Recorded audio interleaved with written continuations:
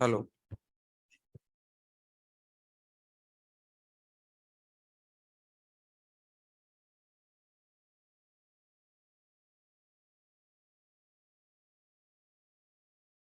तो पहले होमवर्क कर लेते हैं, डिस्कस, है ना। 6-7 सवाल है मेरे हिसाब से, ताकि वो एक काम पूरा हो जाएगा। एक्सरसाइज 1 का part 1, question number C1, C2। तो C2 में कोई डाउट हो? C2 के बाद C3 का फर्स्ट पार्ट, सेकंड पार्ट हो गया ना। और सिमिलरिटी का यूज कर लो बस, और क्या है ना। अभी एडवांस में आया ना सवाल, सिमिलर ट्रायंगल बन जाएंगे और सिमिलर ट्रायंगल का यूज करना है ना। A man 1.5 metre tall walks away from a lamp post 4.5 metre high. तो ये ग्राउंड बना दिया हमने, ये ग्राउंड बना दो आप। ये तो होने लायक सवालों में था मेरे हिसाब से। तो ये 4.5 मीटर है ना, दिस इज 4.5 मीटर। सॉरी। तो ये लैंप पोस्ट है ना, और लैंप यहाँ लगा हुआ है ना, और एक मैन है जो इसकी हाइट 1.5 मीटर है। तो ये 1.5 मीटर का मैन हो गया ना।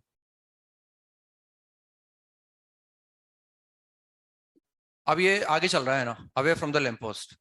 तो अगर मैं यहाँ देखूं, इसमें किसी टाइम t बराबर 0 पर ही यहाँ है, और हमने मान लिया t बराबर 0 पर ये जो भी डिस्टेंस है x है,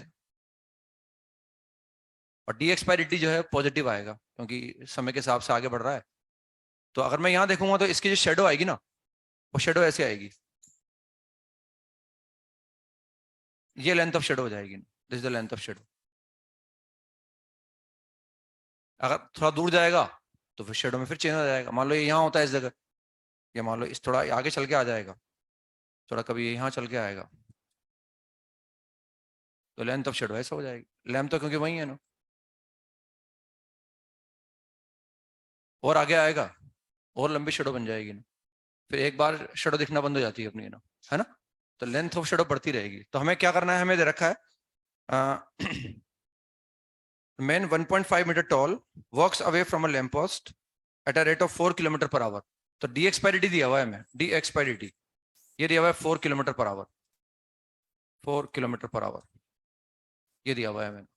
और हमें निकालना है how fast is the shadow lengthening, यानी शेडो किस रेट से लंबी होती जा रही है ना।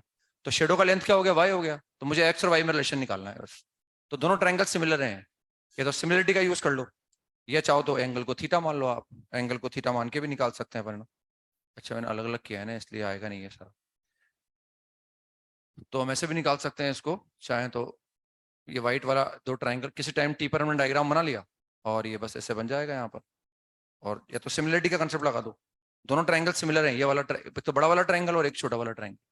ये चाहो तो यहाँ से निकाल लो, that this angle is theta, तो यहाँ से निकाल लो टेन थीटा। तो tan theta is equal to, tan theta is equal to, आओ ना।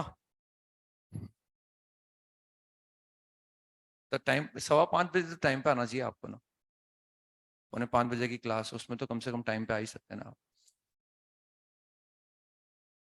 फिर एसी चला के रखते हैं आपके लिए, आते ही एसी चला, ठंडाई में बैठने को मिल जाता है, फिर भी जल्दी नहीं आते आप।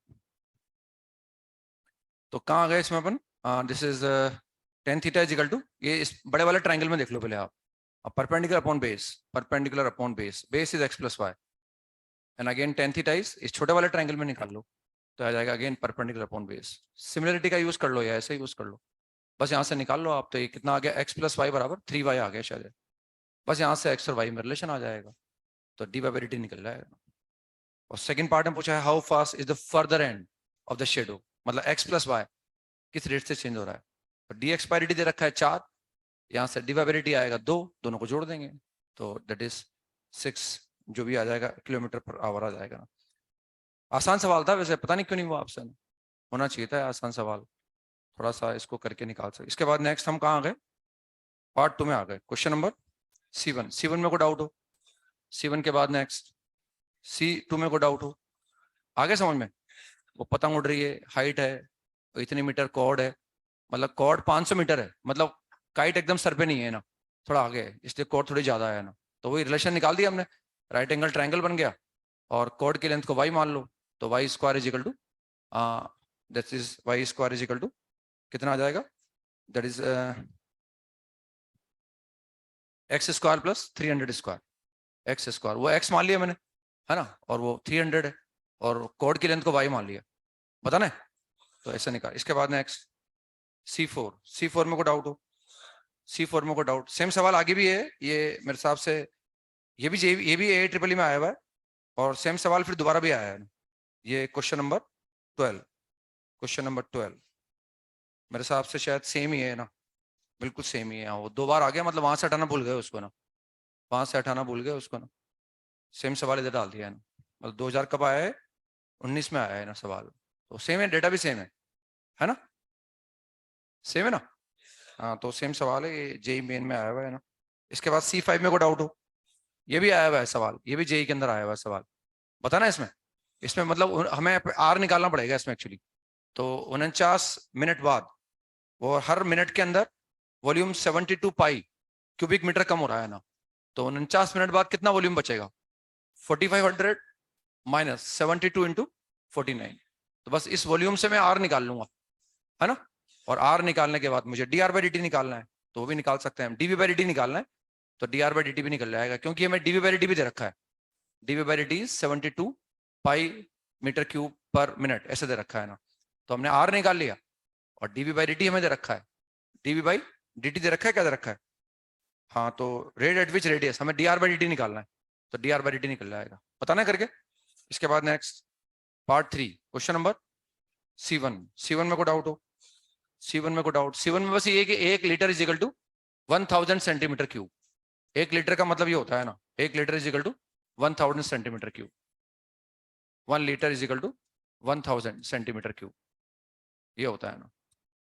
मतलब कभी जैसे घर में वाटर टैंक वगैरह बनाते हैं ना अपन, पानी भरने के लिए जगह चाहिए होती है ना, तो अपनी घर की क्षमता देख लेते हैं, भाई कितनी रिक्वायरमेंट है हमारे घर के अंदर, एक दिन में कितना पानी चाहिए होता है ना, उस हिसाब से वाटर टैंक बनवाते हैं घर में अपन। तो अगर मान लो ये 1 सेंटीमीटर लिया, ऐसे क्यूब बना दो आप, 10 सेंटीमीटर 10 सेंटीमीटर 10 सेंटीमीटर, ये क्यूब बना दिया एक हमने, तो इसमें 1 लीटर पानी में आ जाएगा ना। ये 10 सेंटीमीटर है, ये 10 सेंटीमीटर है, ये भी 10 सेंटीमीटर है, और डेप्थ भी कितनी है 10 सेंटीमीटर, तो 10 सेंटीमीटर डेप्थ रख दो, 10 सेंटीमीटर ऐसा रख दो, 10 सेंटीमीटर ऐसा। तो ये क्यूब का अगर खड्डा खोदते हैं अपन, तो 1000 सेंटीमीटर क्यूब हो गया मतलब। अब इसमें 1 लीटर पानी मान लो आप, 1 लीटर पानी में आ जाएगा इसमें ना। तो इस तरह से कैलकुलेट करके वाटर टैंक वगैरह बनाए जाते हैं ना, तो हो जाएगा मेरे हिसाब से इसके बाद 1000 सेंटीमीटर क्यूब के बाद, पता ना। ये इसमें एक वो कंडीशन है बस। उसके बाद इसके बाद नेक्स्ट C3 में को डाउट हो, वही सिमिलर ट्रायंगल बन जाएंगे, ऐसे में बता के बताया ना अभी मैंने आपको, सिमिलर ट्रायंगल बन जाएगा वो। तो वो दे रखा है हमें, a lamp, a light shines from the top of a pole 50 metre high, 50 metre high है ना, तो ये 50 मीटर ऊपर दे रखा है, 50 मीटर हाई, यहाँ कोई लैंप लगा हुआ है ना। आगे क्या लिखा है, a ball is drop from the same height from a point 30 feet away from the light. Same height से ड्रॉप कर रहे हैं, लेकिन 30 फीट अवे है वो ना, जहां से ड्रॉप कर रहे हैं वो 30 फीट अवे है ना। मैंने मान लिया ये 30 फीट है ना, तो यहाँ से ऐसे बॉल ड्रॉप कर रहे हैं अपन ना, इस हाइट से बॉल ड्रॉप कर रहे हैं यहाँ से, ये ऐसे मैंने मान लिया ऐसे ना, सेम हाइट से ड्रॉप कर रहे हैं, लेकिन वो सेम हाइट का मतलब यहाँ से कहीं से ड्रॉप कर रहे हैं, लेकिन वो डिस्टेंस कितनी है, 30 मीटर दे रखा है हमें, 30 फीट जो भी दे रखा है from the light. If the shade of the ball moving at a rate of 200 lambda feet per second along the ground half second later, assume the ball falls a distance of this in t second, then 2 lambda निकाल, यानी lambda निकालना है अपने को, rate of change of shadow निकालना है, फिर वो निकालने के बाद कंपेयर कर लेंगे, उससे lambda आ जाएगा। तो t बराबर 0 पर बॉल यहाँ है ना, अगेन जैसे मैं बॉल को छोड़ूंगा, तो बॉल मान लो सकता है किसी टाइम टी पर, मान लो बॉल यहाँ आ गई इस जगह ना, किसी टाइम टी पर बॉल यहाँ आ गई, तो लेंथ ऑफ शेडो कितना हो जाएगा, ये बर्फ ऊपर रखा हुआ है ना, तो लेंथ ऑफ शेडो ये हो जाएगा ना, this is the length of shadow. थोड़ी नीचे आएगी बॉल, लेंथ ऑफ शेडो कम हो जाएगा, और नीचे आएगी लेंथ ऑफ शेडो और कम हो जाएगा, और नीचे आएगी यहाँ आ जाएगी, तो लेंथ ऑफ शेडो 0 हो जाएगा ना, है ना। तो हमें ये दिखाना है ना, तो उसमें दिखाना है if the shadow of the ball moving at a rate of this, तो इसको मैंने मान लिया दिस इज इक्वल टू, हाँ एक्स मान सकते हैं इसको अपने ना। तो हमें निकालना है कि D x by D T जो है वो किस रेट से चेंज हो रहा है ना, ये हमें कैलकुलेट करना है।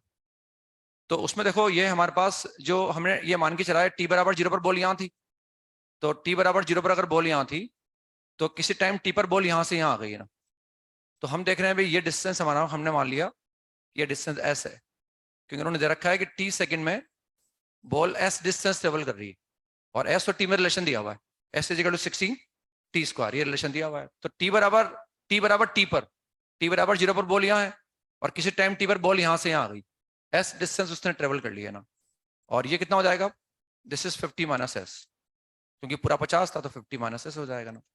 अगेन हम देखें भाई, अगर ये एंगल थीटा है तो दिस एंगल विल ऑल्सो भी थीटा, ये एंगल भी थीटा हो जाएगा। तो चाहो तो perpendicular upon base and perpendicular tan theta फिर निकाल लो ना, और फिर रिलेशन आ जाएगा, सेम है बस है ना, डायग्राम थोड़ा चेंज हो गया, अदरवाइज मैं फिर निकाल सकता हूँ tan theta is equal to perpendicular upon base, perpendicular is x, इस बड़े वाले ट्रायंगल में ले लिया मैंने, and base is 50 minus s, तो perpendicular upon base is 50 minus s. अब छोटे वाले ट्रायंगल में आ जाओ, तो परपेंडिकुलर इज 30 हो गया ना, और बेस इज एस, तो 30 अपॉन एस, तो 30 अपॉन एस आ जाएगा। क्या निकालना है हमें, डी एक्स बाई डी निकालना है, तो बस यहाँ से निकाल सकते हैं, this is 1500 minus 30 into S upon S, ये आ गया। तो एक्स बराबर, आ जाओ, क्यों शर्मा रहे हो, पूछने की बात तो तब होती है जब मैं मना कर दूंगा और आप वापस चल जाओगे, मना कर दूंगा तो सही बताओ, जब मैं मना कर दूं बताओ चल जाओगे घर, फिर तो आ जाओ, कोई बात नहीं। तो ऐसे बोल रहे हैं, जानते हैं सर मना तो करेंगे नहीं है ना, और मना करेंगे तो देख लूंगा इनको। इसलिए इन्होंने बोल दिया चलो ठीक है, सर की बात मान लेते। तो यहाँ ऐसा आ गया है ना, बस अब इसको डिफरेंशिएट कर दो विद रिस्पेक्ट टू टाइम, तो d x by D is equal to minus 1500 upon s square, d S by d आ जाएगा ना। तो मुझे टी बराबर हाफ पर निकालना है, D x by D is equal to minus का 1500 S square into D S by D.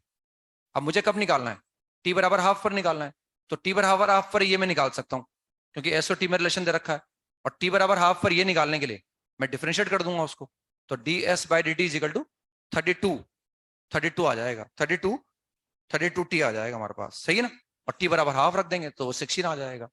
तो ये भी मेरे साथ 16 आ रहा है, ये भी शायद 16 आएगा, तो कट जाएंगे शायद है ना, तो 1500 आ जाएगा, जो भी आएगा मतलब निकाल लेंगे अब यहाँ से। तो सिंपल डायग्राम था और डायग्राम बना के निकाल लिया हमने और कैलकुलेट कर लिया। C4 में को डाउट हो, C4 अच्छा सवाल है, ये सवाल पूछने लायक था, ये इसको पूछ सकते थे आप चाहे तो सवाल, अदरवाइज बाकी सब तो होने वाले सवाल थे मेरे हिसाब से, जबरदस्ती पूछे हैं आपने ना। उसमें दे रखा है कि ये एक डायग्राम दे रखा है, ट्राइंगल एबीसी है XY प्लेन के अंदर, उसका ऑर्थो सेंटर वर्टेक्स बी पर है, और किसी ट्राइंगल का वर्टेक्स ही उसका ऑर्थो सेंटर हो, इसका मतलब ट्राइंगल इज राइट एंगल है ना, तो बी पर राइट एंगल बन रहा है कहीं ना कहीं। आगे लिख रखा है fix vertex A at the origin, और सी उस कर्व पे लाई कर रहा है ना, तो जो ट्राइंगल एबीसी हमारे पास है उसका वर्टेक्स ए तो ओरिजिन पर है, और उसका जो ऑर्थो सेंटर है वो हमें दे रखा है, दैट वेरीज ऑन द वो XY प्लेन के अंदर कर्व उसमें लाई कर रहा है ना, ये यहाँ हो गया, ओरिजिन पर हो गया, वो डायग्राम हमने बना लिया, इवन फंक्शन है हमारे पास को, तो डायग्राम मैंने बना लिया ना, ये ऐसा बना हुआ, सी इस पर वेरी कर रहा है, और ऑब्वियस बात है यहाँ है, ए यहाँ है, तो राइट एंगल ट्राइंगल है, तो बी कहीं वाई एक्सिस पर आ जाएगा हमारे पास। इनिशियली टी बराबर 0 पर बी यहाँ था हमारे पास है ना, 1,0 पर था, अब वो जैसे ही टाइम स्टार्ट हुआ वो बढ़ता गया, आ गया ना, और पॉइंट यहाँ आ गया इस जगह, ये ऐसे यहाँ पॉइंट आ गया इस जगह। मान लिया कि टी बराबर किसी टाइम टी पर उसने ये एच डिस्टेंस ट्रेवल कर लिया ना, तो बी पॉइंट यहाँ आ गया हमारे पास। ट्राइंगल बनाने के लिए सी पॉइंट हमें यहाँ दे रखा है, तो सी को मैंने यहाँ मान लिया, और बस इसको ऐसे कैलकुलेट कर लो। और हमें दे रखा है कि वो जो बी ऊपर बढ़ रहा है ना, वो 1 सेकंड में 2 सेंटीमीटर बढ़ रहा है, 1 सेकंड के अंदर 2 सेंटीमीटर लिखा हुआ ना आगे, T moves upward along the Y axis at a constant velocity of 2 centimetre per second, 1 second में 2 सेंटीमीटर ऊपर चल जाएगा वो।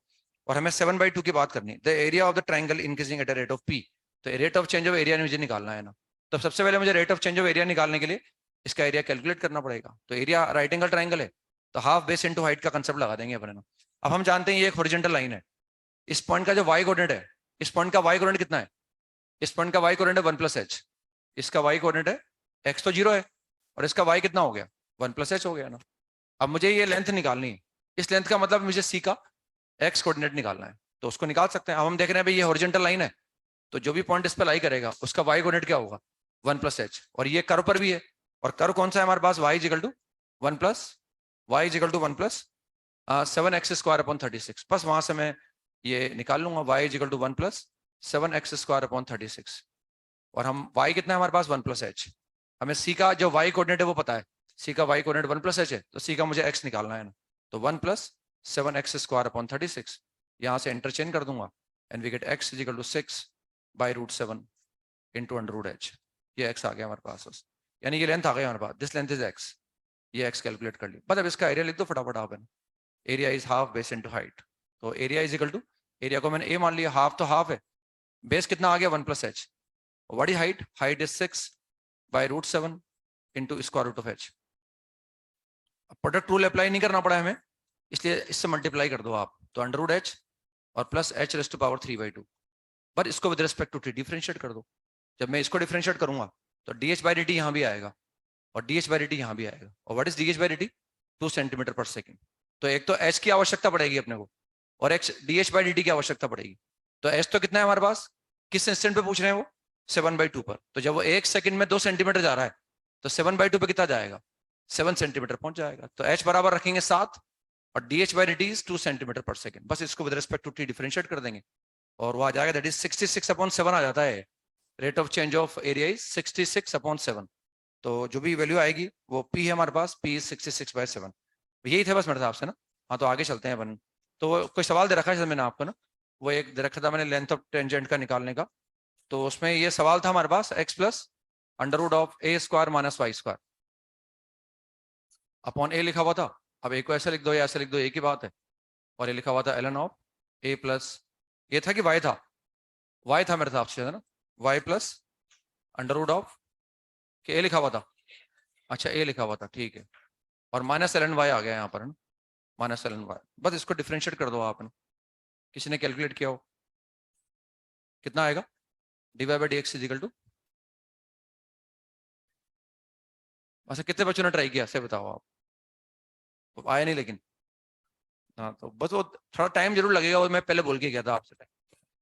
अच्छा खासा सवाल है, मोडी का अच्छा खासा सवाल है, मतलब ये जैसे आ सकता है, मान लो कभी आया आपके बोर्ड वगैरह में, कभी आ जाए मान लो तो अलग बात है, find d y by d x, तो अच्छा खासा सवाल है, सब्जेक्टिव का है, तो इसमें वही निकाल लो बस, ये 1/a तो कांस्टेंट है हमारे पास, ये आ जाता है इसमें, d y by d x is equal to कितना आ रहा है, minus y upon under root of a square minus y square, ये आ जाता है बस, this is d y by d x, ये आ जाता है d y by d x, simple.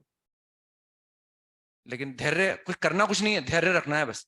Bracket जो छोटी क्लास में सिखाते हैं ना, कि ब्रैकेट लगाओ आप, ऐसा करो आप, ऐसा करो, ब्रैकेट का ध्यान रखना चाहिए, बाहर माइनस साइन है तो ब्रैकेट जरूर लगाओ, ब्रैकेट की इंपॉर्टेंस बताई जाती है छोटी क्लासेस के अंदर ना, तो वो अगर हम ध्यान रखेंगे तो दिक्कत नहीं आएगी। तो 1/a तो कांस्टेंट है इसमें ना, पहले मैंने एक्स को डिफरेंशिएट किया तो 1, अब अंडर रूट को करूंगा तो 2 into under root of a square minus y square, ये ऐसा आ जाएगा। अब कितना आएगा, माइनस का 2y into d y by d x, ये ऐसा आ जाएगा। ये ब्रैकेट बंद कर दिया और ये वाला ब्रैकेट भी बंद हो गया, ये कंप्लीट हो गया बस। अब यहाँ लगा दो, तो ln का काम क्या है, 1/, इसको 1/, कर दो आप, a plus under root of a square minus y square, ये ऐसा आ जाएगा ना। इसके बाद उसको डिफरेंशिएट करेंगे, ये ब्रैकेट लगा रहे हैं वापस मैंने, अब ln का काम खत्म हो गया, अब इसको डिफरेंशिएट कर रहे हैं, तो a का तो 0 आ गया, ये a था कि y था, कंफर्म, तो 1/2 under root of a square minus y square, आ रहा है कि किसी बच्चे की जो मैंने लिखा है, माइनस का 2y into d y by d x, ये ऐसा आ जाएगा। ये फिर ब्रैकेट बंद कर दिया मैंने और ये वाला ब्रैकेट पूरा हो गया, इसको भी डिफरेंशिएट कर दिया, फिर ln y का क्या होगा, 1/y into d y by d x. अब देखो जितनी भी टर्म इसमें आ रही है सब d y by d x की आ रही है, d y by d x यहाँ भी है, यहाँ भी है, यहाँ भी, सब जगह d y by d x है, तो हमें d y by d x से निकालना है बस ना। तो इसमें पहले सिंप्लीफाई कर लेते हैं, इसको हटा देते हैं यहाँ से ना, इसको यहाँ से हटा देते हैं और इसे यहाँ से ही हट जाएगा ना, वो तो अलग लिखा हुआ है ब्रैकेट के बाहर, -1/y d y by d x.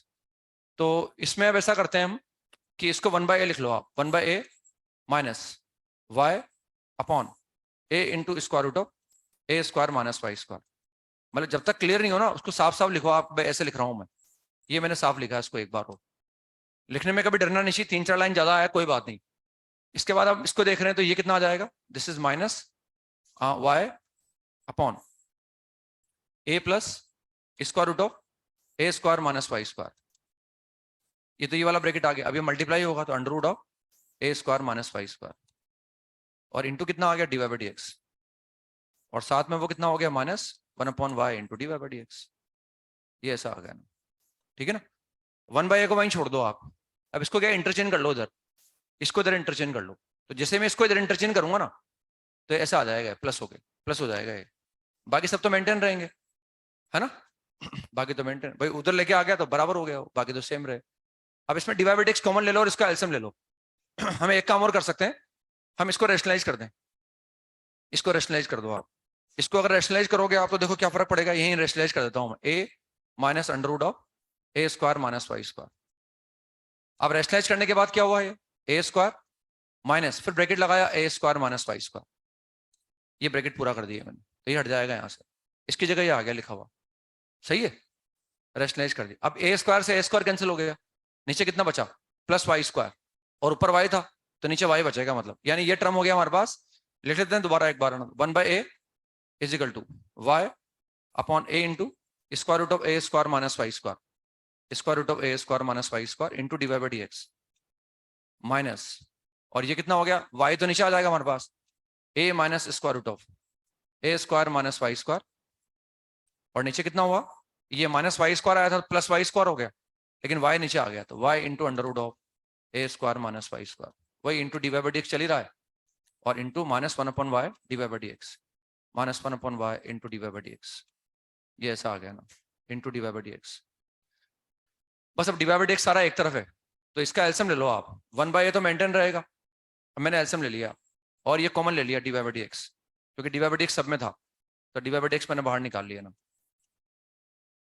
और ये एलसीएम कितना आ जाएगा, डिनोमिनेटर में यहाँ पर ये है, यहाँ पर ये है, यहाँ पर, तो आएगा LCM a into y into under root of a square minus y square, ये आ जाएगा एलसीएम। पता अब यहाँ पर a कवर हो गया तो यहाँ आ जाएगा वाई स्क्वायर, सही है ना, माइनस साइन ये कॉपी कर लिया, ये पूरा कवर हो गया, a बचा एक्स्ट्रा, तो ये आएगा a into a minus under root of a square minus y square, से लिखा है, और वहां कितना आ जाएगा, minus a into under root of a square minus y square, हो गया सही शायद है ना। तो बस अब जैसे ही ये इससे मल्टीप्लाई होगा ना तो ये हट जाएगा, यहाँ से ये कैंसिल आउट हो जाएगा, क्योंकि वो प्लस a बन जाएगा और वो माइनस a बनेगा ना, बस अब कोई दिक्कत ही नहीं है हमारे पास। ये कितना आ गया 1/a, अब ऐसा करो इस 1/a से 1/a को भी काट दो, ये भी हट जाएगा, तो ये कितना आ गया 1 इज इक्वल टू, ऊपर कितना आया y square minus a square, उसको लिखा मैंने minus a square minus y square, और नीचे कितना बचा हुआ है y into under root of a square minus y square, है ना, d y by d x, बस यहाँ से आ गया d y by d x है ना, बस ये अंडर रूट ऊपर चला जाएगा, ये ऐसे चला जाएगा, ये हट जाएगा यहाँ से, अंदर for d y by d x is equal to, अंदर for d y by d x is equal to minus a minus y upon under root of a square minus y square, बस ये ऐसा आ गया हमारे पास, मतलब ये x1 i1 रख दो इसमें ना, तो ये m आ गया हमारे पास, दिस m, या तो आप x1 i1 मानो या xy मान लो, कोई बात नहीं, क्योंकि y1 क्या बन जाएगा, y1 ही बनेगा, यहाँ रख देंगे, चाहे इसी को m मान लो चाहो तो, मनी पॉइंट हमने x, y मान लिया, मतलब उससे कोई फायदा तो हो नहीं रहा, तो ये m आ गया बस हमारे पास।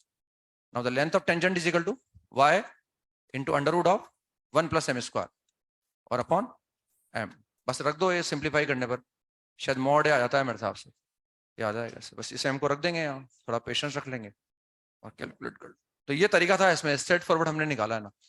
इसमें हम ऐसा भी कर सकते हैं, ये सवाल का पर्पस ये भी था d y by d x निकाल के करो, अदरवाइज इसमें क्या है, अच्छा सवाल है, एडवांस में आने लायक सवालों में से है, मतलब कई बार काफी कॉम्प्लिकेटेड चीजें पूछ लेते हैं ना, तो उसमें हमने ऐसा करा, उसको देखो हमारे पास कई बार क्या है, जैसे कुछ कर्व हमारे पास होते हैं जिनका पैरामेट्रिक इक्वेशन स्टैंडर्ड है, पैराबोला है, इलिप्स है, जो हमारे सिलेबस में मैंने कुछ लिखवाया भी है आपको, उनको याद रखते हैं ना, क्योंकि हमें उन्हीं हिसाब से चलना पड़ता है, क्योंकि उनका पैरामेट्रिक इक्वेशन फिक्स है, तो टेंजेंट नॉर्मल के फॉर्मूले भी पता है हमें, ये एडवांटेज पर, अब ये तो कोई स्टैंडर्ड तो है नहीं ना, इसका हमें टेंजेंट का फॉर्मूला पता ना नॉर्मल का फॉर्मूला पता, हमने स्ट्रेट फॉरवर्ड अप्रोच लगाया, d y by d x निकाल लिया, हमारा काम चला लिया।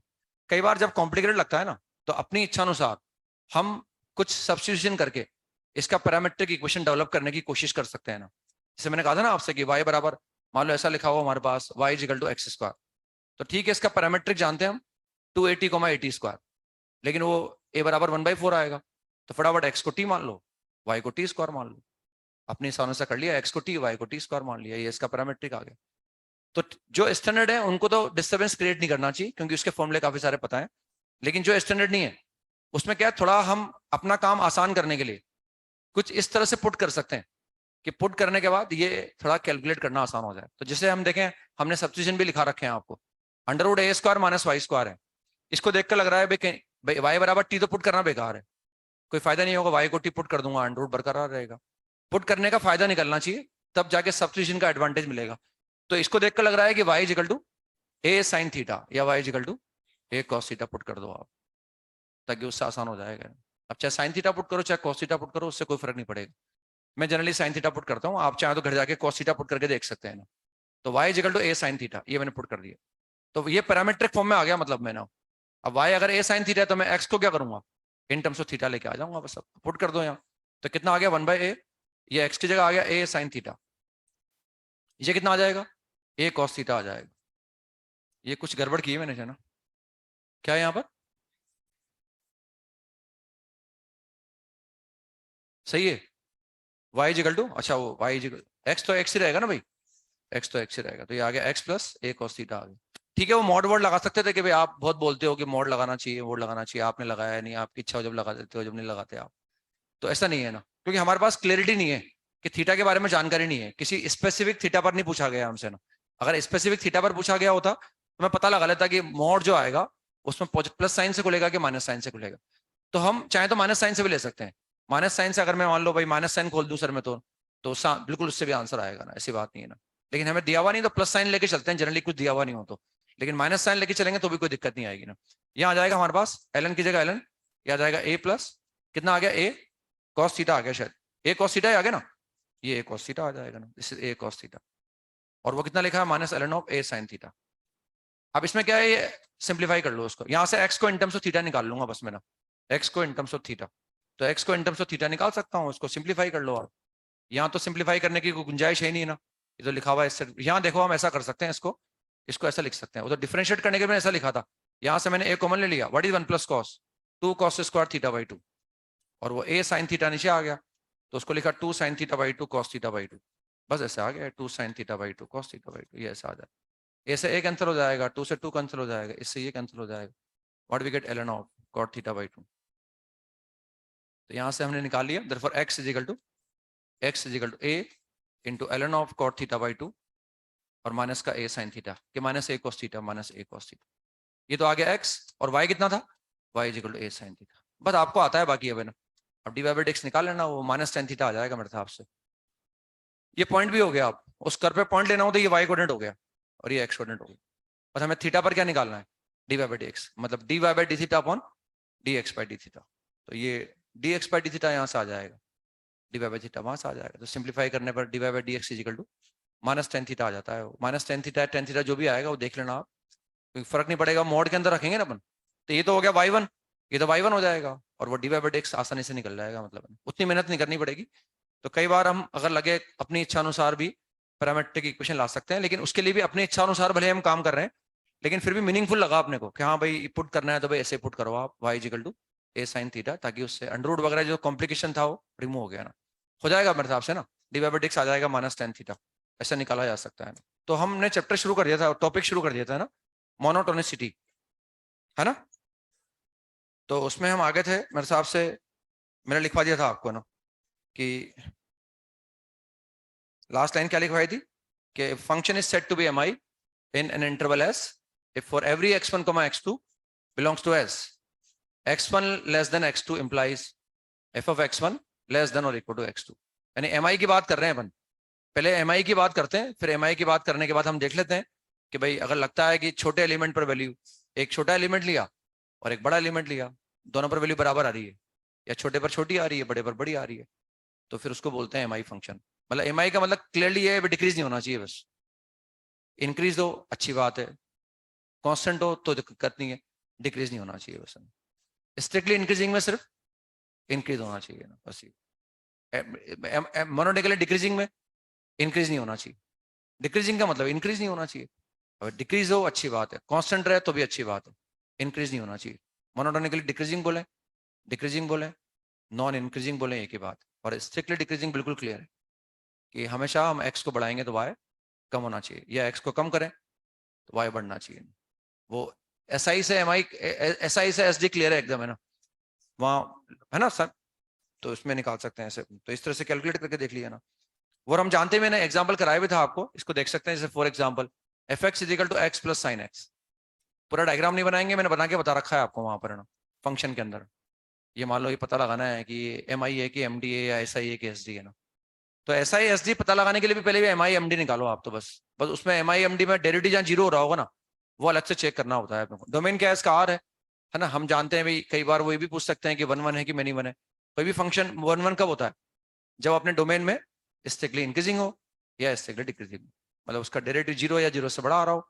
0 आ रहा हो तो अलग अलग पॉइंट पर आना चाहिए ना, या तो 0 आ ही नहीं रहा हो, या 0 आ रहा हो तो अलग अलग पॉइंट पर आना चाहिए, या फिर वो पूरे डोमेन के अंदर स्ट्रिक्टली डिक्रीजिंग होना चाहिए ना। तो बस ये एक सवाल करा भी रखा है मैंने, इसका ग्राफ भी बनवा रखा है मैंने ऑप्शन, बस इसका एफ डेस एक्स निकाल लो आप यहाँ पर, है ना। तो एफ डेस एक्स अगर मैं निकालूंगा तो कितना आ जाएगा, 1 प्लस कोस है। अब ये गारंटी है कि ये कभी नेगेटिव नहीं हो सकता, या तो 0 होगा या 0 से बड़ा होगा। नेगेटिव नहीं हो सकता मतलब डिक्रीज कभी नहीं करेगा, अभी भले कांस्टेंट हो जाए या इंक्रीज करता रहे। लेकिन हम जानते हैं अगर 0 भी होगा तो अलग अलग पॉइंट पर 0 होगा। कितने पॉइंट पर 0 हो रहा है? इनफाइनाइट। जब cos x -1 होगा, x बराबर f डेस x बराबर 0, सिंस यहाँ लिख सकते हैं since f dash x is greater than equal to 0 for every value x belongs to r, therefore the given function is mi in its entire domain. अब mi तो है, ऐसा ही है नहीं है, अलग से चेक कर लो। कैसे चेक करेंगे कि डेरिवेटिव 0 अलग अलग पॉइंट पर आ रहा है या इंटरवल में आ रहा है, derivative and the equality is holding at discrete points, therefore the function will be strictly increasing. भले वो इनफाइनाइट पॉइंट है लेकिन उनसे कभी इंटरवल नहीं बन रहा, अलग अलग पॉइंट है, एक पाई आ गया, एक 3 पाई आ गया, 5 पाई आ गया, माइनस पाई आ गया, -5 पाई आ गया। अलग अलग पॉइंट पर, इनफाइनाइट पॉइंट पर भले डेरिवेटिव 0 हो रहा है लेकिन उनसे इंटरवल नहीं बन रहा, इसका मतलब this function is strictly increasing, hence 1 1, this function is 1 1। Clear है ना? डायग्राम भी बनवा रखा है इसका, फंक्शन में देखना 1 1 के अंदर ही मैंने इसका डायग्राम भी बनवा रखा है। तो इस तरह से एमडी की बात भी कर सकते हैं ना, ये स्ट्रिक्टली डिक्रीजिंग की भी बात भी कर सकते हैं।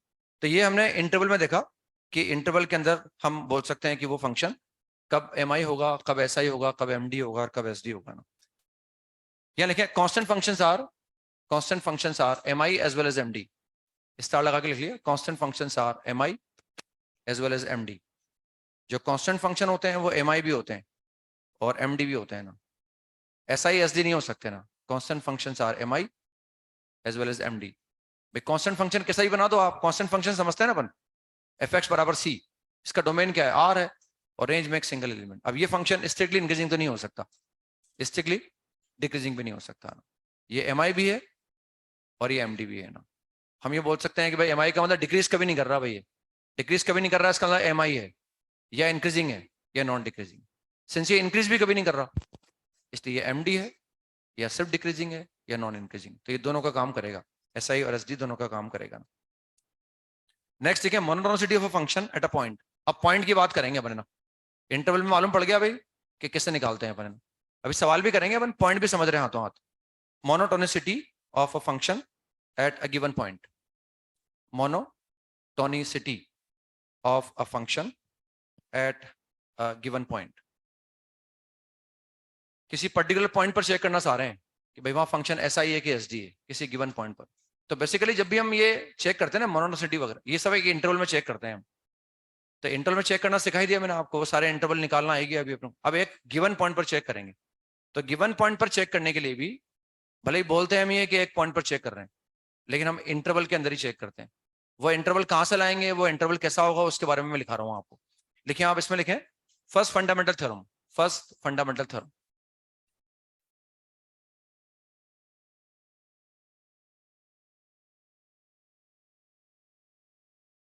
First fundamental theorem.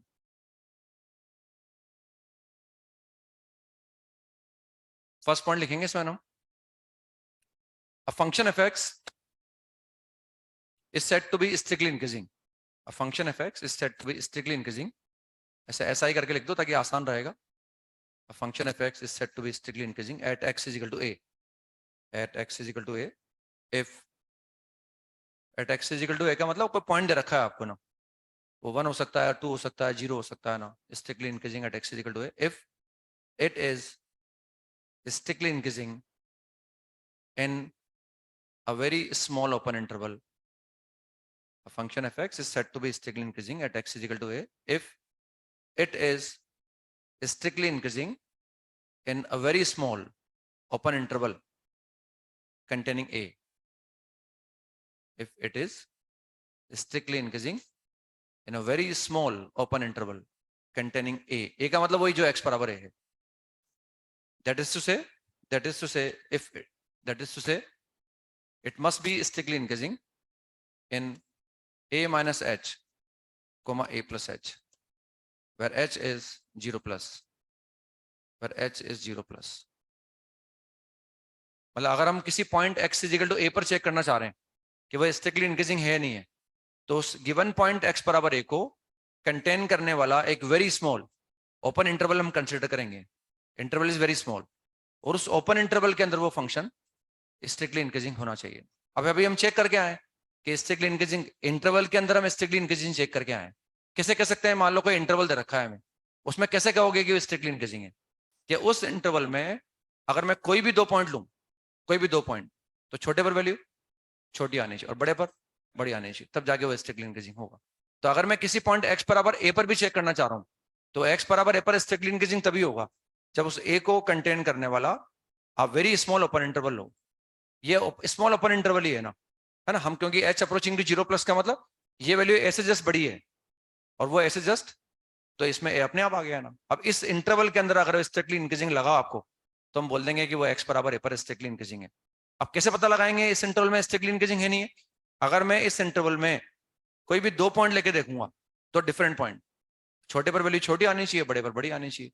वो दोनों पॉइंट जो मैं इस इंटरवल में से लूंगा, वो दोनों पॉइंट ए के राइट में हो सकते हैं, वो दोनों पॉइंट ए के लेफ्ट में हो सकते हैं. उनमें से एक ए हो सकता है, एक ए के राइट में हो सकता है, एक ए हो सकता है, एक ए का लेफ्ट हो सकता है. दोनों ए के राइट में हो सकते हैं, दोनों ए के लेफ्ट में हो सकते हैं.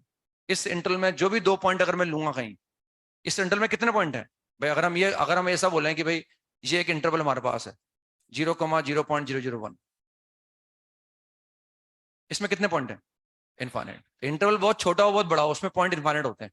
ऐसा नहीं कि 2 पॉइंट लेना बड़ी बात नहीं है अपने लिए, ये इस इंटरवल में हम इनफाइनाइट पॉइंट ले सकते हैं हम. लेकिन अगर कोई भी 2 लें और छोटे पर छोटा आ रहा होगा, बड़े पर बड़ा आ रहा होगा, तो उसको स्ट्रिक्टली इंक्रीजिंग बोलेंगे. कोई भी 2 पॉइंट लेने पर अगर लगेगा वो स्ट्रिक्टली इंक्रीजिंग है, तो फिर हम बोल देंगे कि फंक्शन इज स्ट्रिक्टली इंक्रीजिंग. जैसे फॉर एग्जांपल, अगर मैं डायग्राम बनाना चाहूँ ये वाला, और ये पता लगाना है कि स्ट्रिक्टली इंक्रीजिंग है नहीं है ना, तो मैंने डायग्राम बना दिया x इजिकल टू a पर, ये डायग्राम ऐसा बना लिया, ये होलो सर्कल लगा दिया मैंने, और ये डायग्राम ऐसा बना लिया.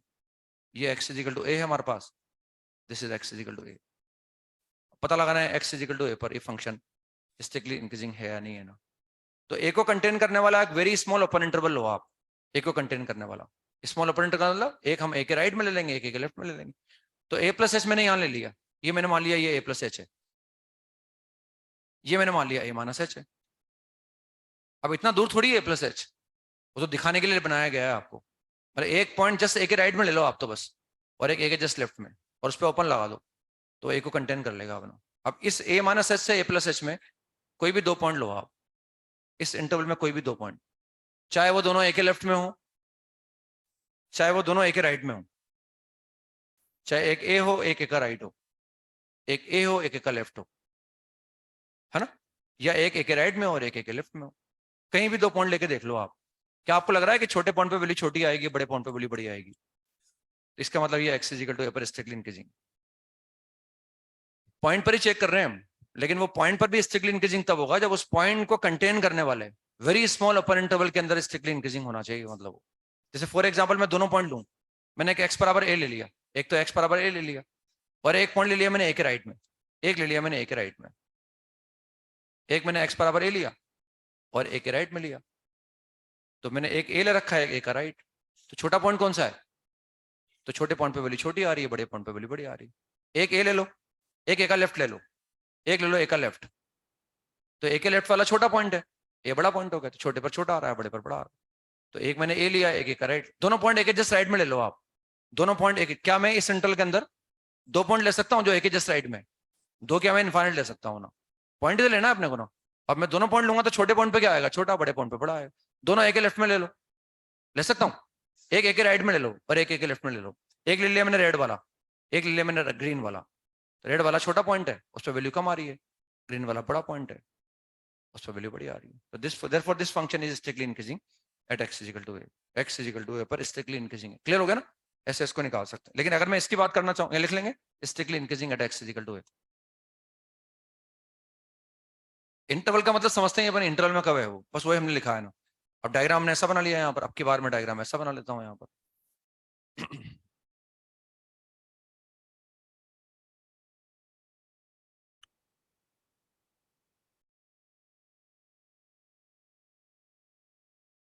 पता लगाना है x is equal to a पर ये स्ट्रिक्टली इंक्रीजिंग है या नहीं है।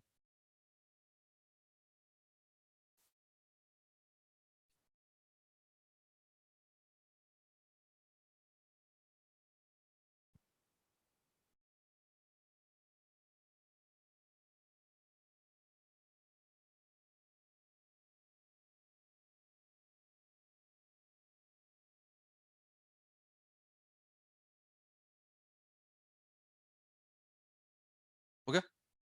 क्या है strictly? This is not strictly increasing at x is equal to a।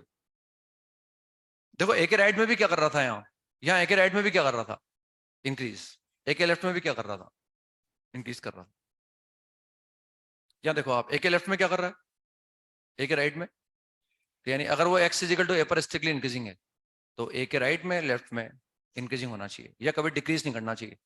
अगर वो डिक्रीज कर गया तो फिर स्ट्रिक्टली इंक्रीजिंग नहीं हो सकता। या यूं देख लो आप, मैं अगर इस ओपन इंटरवल के अंदर कोई भी 2 पॉइंट लूंगा ना, तो ये जरूरी नहीं है कि छोटे पर हमेशा छोटा है और बड़े पर हमेशा बड़ा है। छोटे पर छोटा है, बड़े पर बड़ा है। जैसे दोनों पॉइंट एक राइट में ले लो आप, दोनों पॉइंट एक के जस्ट राइट में, तो छोटे पॉइंट पे वैल्यू बड़ी आएगी और बड़े पॉइंट पे वैल्यू छोटी आएगी। जैसे मैंने दोनों पॉइंट ले लिए एक राइट में, एक पॉइंट यहाँ लिया और एक पॉइंट यहाँ ले लिया, एक पॉइंट ये वाला लिया, एक पॉइंट ये वाला लिया। छोटा वाला कौन सा, रेड वाला, और बड़ा वाला ग्रीन वाला। लेकिन छोटे पर वैल्यू क्या आ रही है, ज्यादा आ रही है, और बड़े पर वैल्यू कम आ रही है। क्या स्टिकली डिक्रीजिंग बोल सकते हैं इसको? स्टिकली डिक्रीजिंग भी नहीं है, क्योंकि अगर मैं ए के लेफ्ट में ले लूंगा तो वहां इंक्रीजिंग की तरह बिहेव करेगा। This is neither strictly increasing nor strictly decreasing at x is equal to a. न इंक्रीजिंग न डिक्रीजिंग। मतलब अगर वो स्टिकली इंक्रीजिंग है तो ए के राइट और लेफ्ट में कभी डिक्रीज नहीं करना चाहिए, वो ए के नेबरहुड में कभी डिक्रीज नहीं करना चाहिए। लेकिन ए के नेबरहुड में डिक्रीज कर रहा है ना, जिससे ये स्टिकली इंक्रीजिंग नहीं हो सकता। सिंपल सा कंसेप्ट है, मतलब उसको कंटेन कर लिया। इस इंटरवल में अगर हमें लगेगा स्ट्रिक्टली इंक्रीजिंग है तो फिर स्ट्रिक्टली इंक्रीजिंग होगा उस पॉइंट पर, वरना नहीं होगा ना। तो this is neither strictly increasing nor strictly decreasing at x is equal to a. Neither strictly increasing nor strictly decreasing at x is equal to a. अब डिक्रीजिंग को लिख लेते हैं, सेकंड पॉइंट लिख लो आप। इसमें हल्का सा सेकंड पॉइंट लिखने के पहले यहाँ एक स्टार लगा के लिख लो। अब अ कंटीन्यूअस फंक्शन एफ एक्स, ये जो मैंने लिखा है ना, ये सबके लिए वैलिड है। इसमें चाहे फंक्शन कंटीन्यूअस हो नहीं हो, हम हमेशा चेक कर सकते हैं इससे ना।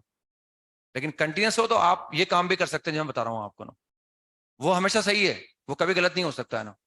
मैं जो लिखा रहा हूँ वो सिर्फ कंटीन्यूअस के लिए वैलिड है। अभी जो लिखा है उसमें मैंने कहीं नहीं लिखवाया कि कंटीन्यूअस है कि डिसकंटीन्यूअस है। अभी जो लिखवाया ना कि उसको कंटेन करने वाले ओपन इंटरवल के अंदर अगर वो स्ट्रिक्टली इंक्रीजिंग आ गया तो हमेशा स्ट्रिक्टली इंक्रीजिंग होगा। लेकिन अगर फंक्शन कंटीन्यूअस है तो हम चाहें तो उसी बात को माइंड में रखें, या चाहें तो कंटीन्यूअस फंक्शन के लिए इस बात को दिमाग में रख सकते हैं अपन। A continuous function f(x) is said to be strictly increasing. A continuous function f(x) is said to be strictly increasing at x is equal to a. Is said to be strictly increasing at x is equal to a if f of a less than f of a plus h greater than f of a minus h, where h is approaching to 0 plus. Function continuous होगा तो वो x से बराबर a पर strictly increasing है क्या, वो हम इसी से चेक कर सकते हैं ना। वो जो लिखा है वो गलत नहीं है, वो ऑलवेज ट्रू है, चाहे फंक्शन कंटिन्यूस और डिसकंटिन्यूस। ये पर्टिकुलर रूल को हम सिर्फ कंटिन्यूस फंक्शन के लिए लगा सकते हैं बस ना। जैसे फॉर एग्जांपल हम देखें फंक्शन कंटिन्यूस हमारे पास है और वो x बराबर a पर मुझे चेक करना है ना, तो ये x बराबर a पर मैंने चेक कर लिया। तो एक वैल्यू निकाल लो a पर, एक का निकाल लो a प्लस एच पर निकाल लो, और एक का निकाल लो a माइनस एच पर। यानी x को बढ़ा रहा हूँ वैल्यू बढ़ रही है, x को कम कर रहा हूँ वैल्यू क्या हो रही है, कम हो रही है ना। इसका मतलब x इजिकल टू a पर क्या हो गया, स्ट्रिक्टली इंक्रीजिंग हो गया है। लेकिन हम डिसकंटिन्यूस में नहीं लगा सकते इसको। जैसे वो सेकंड डायग्राम बनाया था ना मैंने आपको, उसको देखो आप, उसमें अगर ये डेफिनेशन लगाओगे ना तो लगेगा स्ट्रिक्टली इंक्रीजिंग है। उस सेकंड वाला डायग्राम बनाया था ना, उसमें देखो ए पर वैल्यू क्या आ रही है, ए पर वैल्यू कम आ रही है, ए प्लस पर ज्यादा आ रही है, ए माइनस एच पर कम आ रही है। तो वो हमें सिर्फ, वो हम हमेशा ट्रू है। ये पर्टिकुलर अगर आपको लगाना है तो सिर्फ कंटिन्यूस फंक्शन में लगा सकते हैं यहाँ पर। समझ में आ गया ना? तो ऐसे लिखाया जा सकता है ना, तो भाई ये आगे बढ़ने पर वैल्यू बढ़ रही है, पीछे बढ़ने पर कम हो रही है। फंक्शन लगे कंटिन्यूस वजह से चेक कर लो उसको फटाफट, वरना उसको कंटेन करने वाला एक इंटरवल बना लो, वो हमेशा ट्रू है, चाहे फंक्शन कंटिन्यूस हो डिसकंटिन्यूस हो, वो हमेशा ट्रू है ना। सेकंड पॉइंट लिखें, a function of x is said to be strictly decreasing at x is equal to a. A function of x is said to be strictly decreasing at x is equal to a if a function of x is said to be strictly decreasing at x is equal to a if it is strictly decreasing, if it is strictly decreasing in a very small open interval containing A, if it is strictly decreasing in a very small open interval containing A, if it is strictly decreasing in a very small open interval containing A, that is to say, it must be strictly decreasing in a minus s to a plus h. अगर मैं x बराबर a पर check करना है, it must be strictly decreasing in a minus s to a plus h, where h is approaching to 0 plus. h 0 plus होना चाहिए, उसको contain करने वाले एक वेरी स्मॉल ओपन इंटरवल के अंदर वो स्ट्रिक्टली डिक्रीजिंग आना चाहिए. और किसी इंटरवल के अंदर स्ट्रिक्टली डिक्रीजिंग का मतलब क्या समझते हैं? कोई भी 2 पॉइंट ले, छोटे पर वैल्यू बड़ी आनी चाहिए और बड़े पर वैल्यू छोटी आनी चाहिए, तब जाके उसको स्ट्रिक्टली डिक्रीजिंग बोला जाता है. फॉर एग्जाम्पल, जैसे मैं डायग्राम बनाना चाहूँ, अगर ये डायग्राम बना दिया मैंने इसे, अब मैं x बराबर a पर चेक करना चाह रहा हूँ, तो a को कंटेन वाला वेरी स्मॉल ओपन इंटरवल ले लो, एक आपने एक a प्लस h बना लो और एक a माइनस h बना लो. ये a प्लस h हो गया, ये a माइनस h हो गया ना. अब इस a माइनस h से a प्लस h में कोई भी 2 पॉइंट ले लो आप, दोनों a के राइट में, दोनों a के लेफ्ट में, एक a के राइट में, एक को a ले लो, एक a के राइट में ले लो, एक a ले लो, एक a के लेफ्ट में ले लो. छोटे पॉइंट पे वैल्यू हमेशा बड़ी आ रही है और बड़े पॉइंट पे वैल्यू हमेशा कम आ रही है. देखो आप, हाँ, बस इससे स्ट्रिक्टली डिक्रीजिंग है, x बराबर a पर स्ट्रिक्टली डिक्रीजिंग, यानी a के राइट में देखूं ना मैं तो भी डिक्रीज कर रहा है, a के लेफ्ट में देखो तो भी डिक्रीज कर रहा है, यानी उसके नेबरहुड में अब कहीं इंक्रीज नहीं होना चाहिए. वो लगे कि a के नेबरहुड में कहीं इंक्रीज होता हुआ पाया गया तो फिर वो स्ट्रिक्टली डिक्रीजिंग नहीं हो सकता है ना. इससे अगर मैं ये डायग्राम बना लूँ उस तरह से, ये मैंने डायग्राम बना लिया आपकी बात,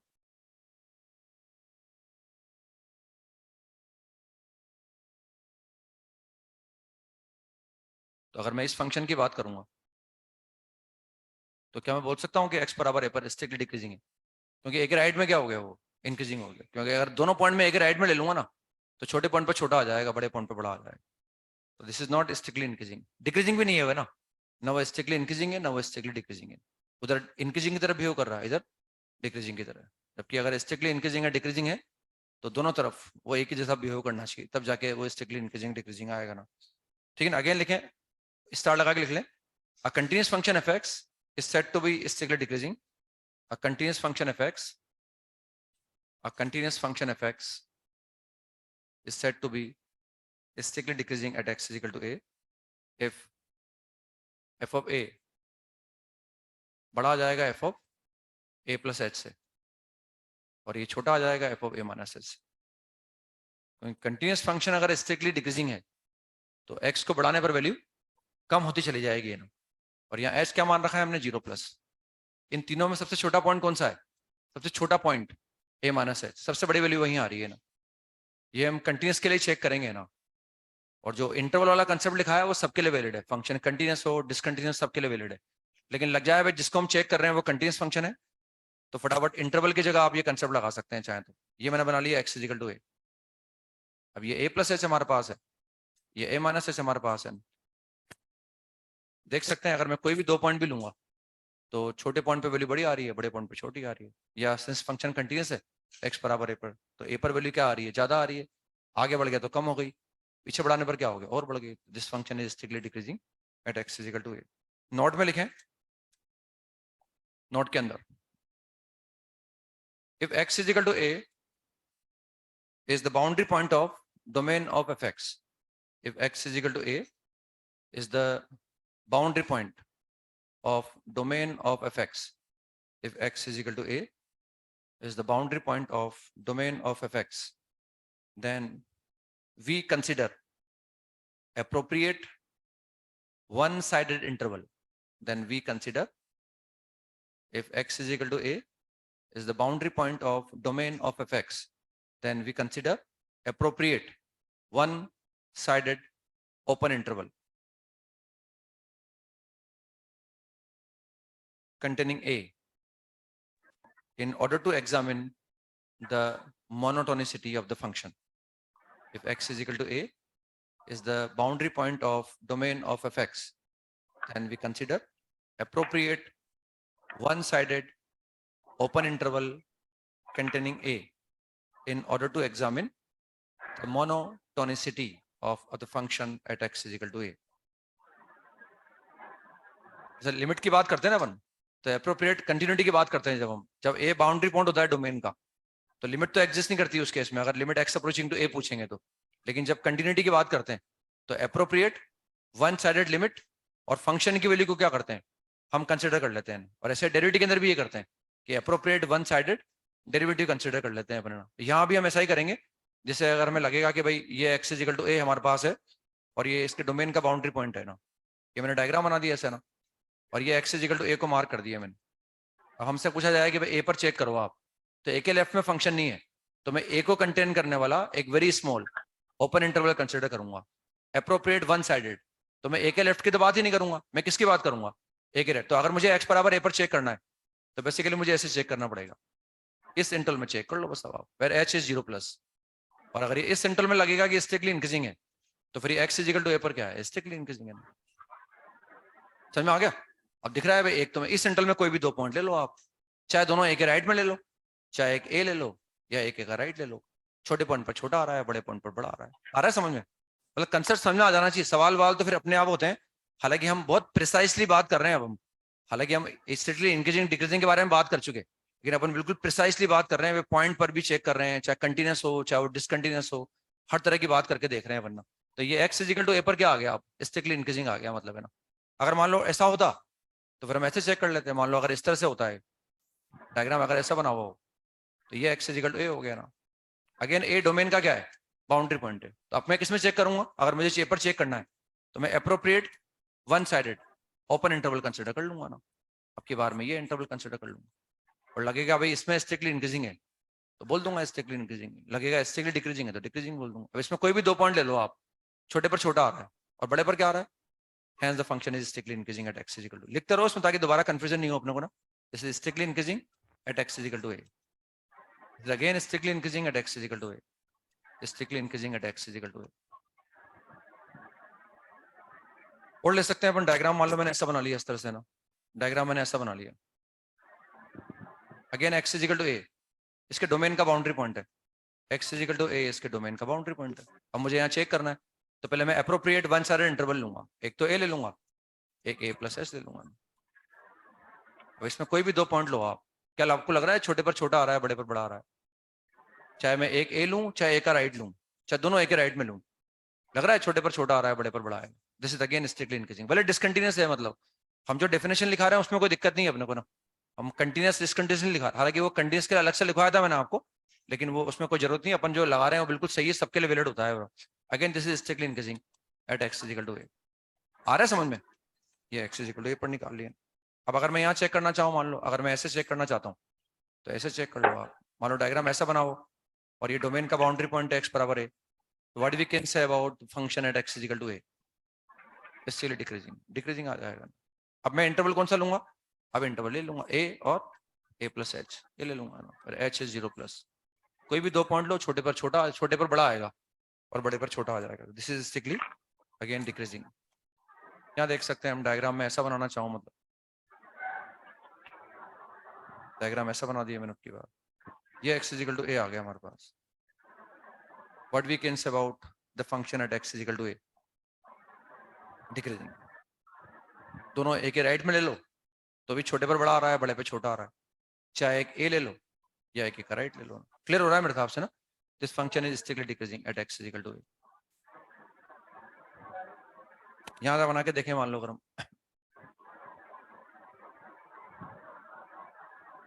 अब चेक करना है मुझे x बराबर a पर, what we can say about this function at x is equal to a, neither is strictly increasing nor strictly decreasing at x is equal to a, ना इंक्रीज करेगा ना डिक्रीज करेगा। एक के जस्ट राइट में जाऊंगा तो इंक्रीज कर जाएगा, लेकिन अगर मैं एक a ले लूं और एक a का आगे वाला तो डिक्रीज करेगा फिर ना। तो ना मैं इसको स्ट्रिक्टली इंक्रीजिंग बोल सकता हूँ और ना मैं इसको स्ट्रिक्टली डिक्रीजिंग बोल सकता हूँ, क्योंकि अगर मैं इस इंटरवल में कोई भी दो पॉइंट लूं, कोई भी दो पॉइंट, कोई पर्टिकुलर दो नहीं, कोई भी दो पॉइंट लूं अगर, for every x1 x2 belonging to this, छोटे पर छोटा आ रहा हो बड़े पर बड़ा तो स्ट्रिक्टली इंक्रीजिंग, छोटे पर बड़ा आ रहा हो बड़े पर छोटा तो स्ट्रिक्टली डिक्रीजिंग। लेकिन ऐसा नहीं हो रहा है यहाँ। हाँ, अगर मैं दोनों पॉइंट ए के राइट में ले लूं तो फिर स्ट्रिक्टली इंक्रीजिंग हो जाएगा, लेकिन अगर मैंने एक ए ले लिया और एक ए का राइट ले लिया फिर डिक्रीजिंग हो जाएगा ना। तो ये ना तो स्टिकली इंक्रीजिंग है ना strictly decreasing at x is equal to a. ठीक है ना, ऐसे चेक करके निकाला जा सकता है। देखिए एक सवाल करते हैं अपन ना, let f x is equal to let f x is equal to x if x is the limit of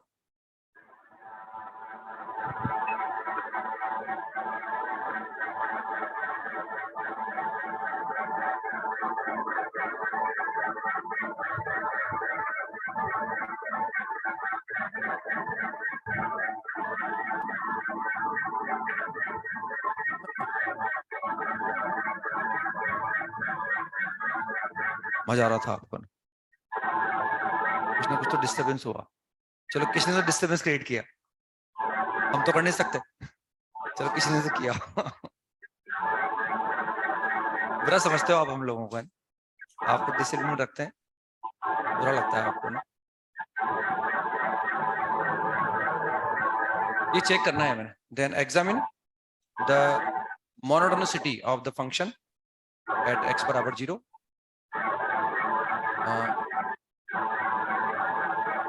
eight x बराबर 0 x बराबर 1 एंड x बराबर 2। इन 3 पॉइंट पर हमें इसकी मोनोटोनिसिटी चेक करनी है ना, कि x बराबर 0 पर क्या होगा, 1 पर क्या होगा, 2 पर क्या होगा। तो ग्राफ बना लेंगे इसका, और क्या है ना, बेस्ट तरीका है इसका। ग्राफ बना लो, ग्राफ बना के पता लग जाएगा अपने को क्या बोल सकते हैं इसके बारे में। ग्राफ बनाना बड़ा आसान है।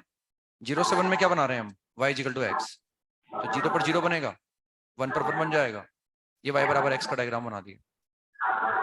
अब 1 से 2 में क्या बनेगा, ये 1 से 2 में 1 बन जाएगा, या 2 को मार्क कर लिया मैंने, ये 1 से 2 में 1 आ गया।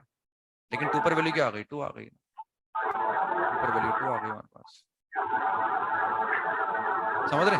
अब 0 पर चेक करना है ना, तो 0 इसके डोमेन का क्या है, बाउंड्री पॉइंट है। 0 के इधर पता ही नहीं है, तो 0 पर मुझे चेक करना है।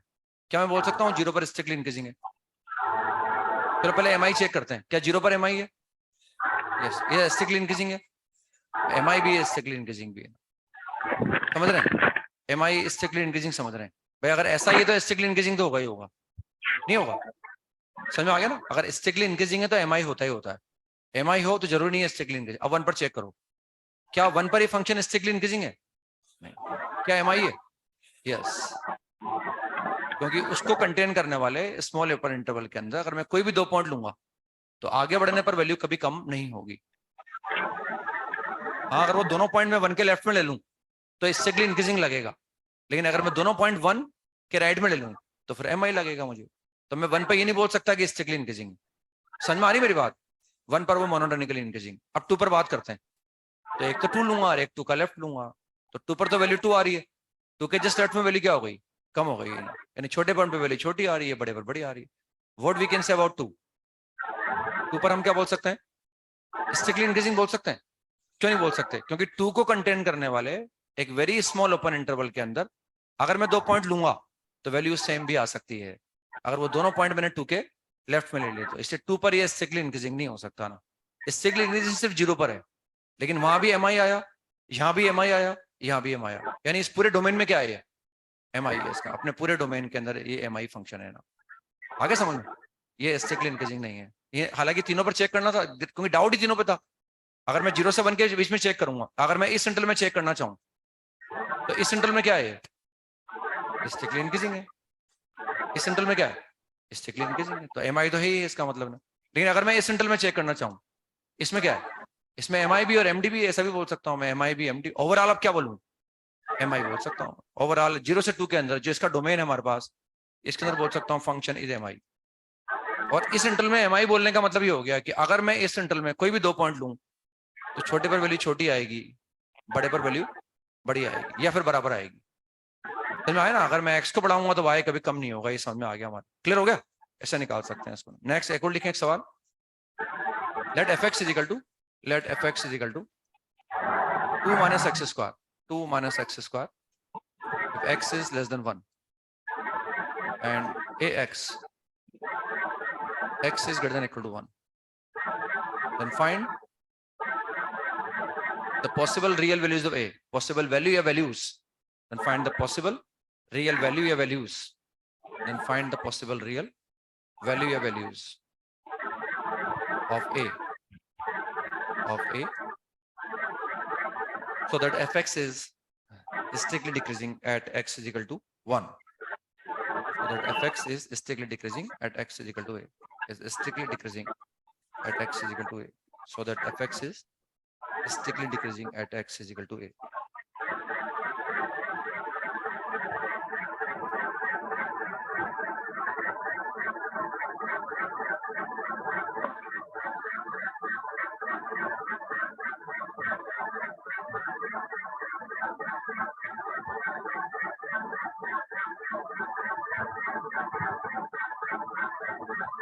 x is equal to 1 बोला है मैंने ना. x is equal to 1 पर हम चाहते हैं स्ट्रिक्टली डिक्रीजिंग बन जाए. तो a निकालना है अपने को.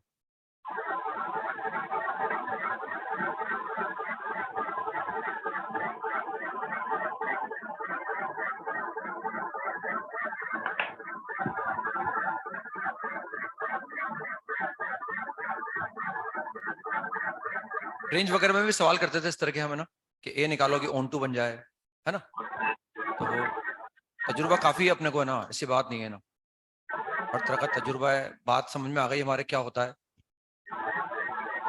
थोड़ा सा बस अपना इंटरेस्ट मैटर करता है. बस वो इंटरेस्ट है जो थोड़ा ज्यादा पढ़ाने के लिए हिम्मत देता है या कम पढ़ने में हिम्मत देता है. हमारी थोड़ा इंटरेस्ट हमारा खुद का होता है तो अपन अपने आप इन्वॉल्व हो जाते हैं चीजों में ना. दूसरे को प्रयास कम करना पड़ता है.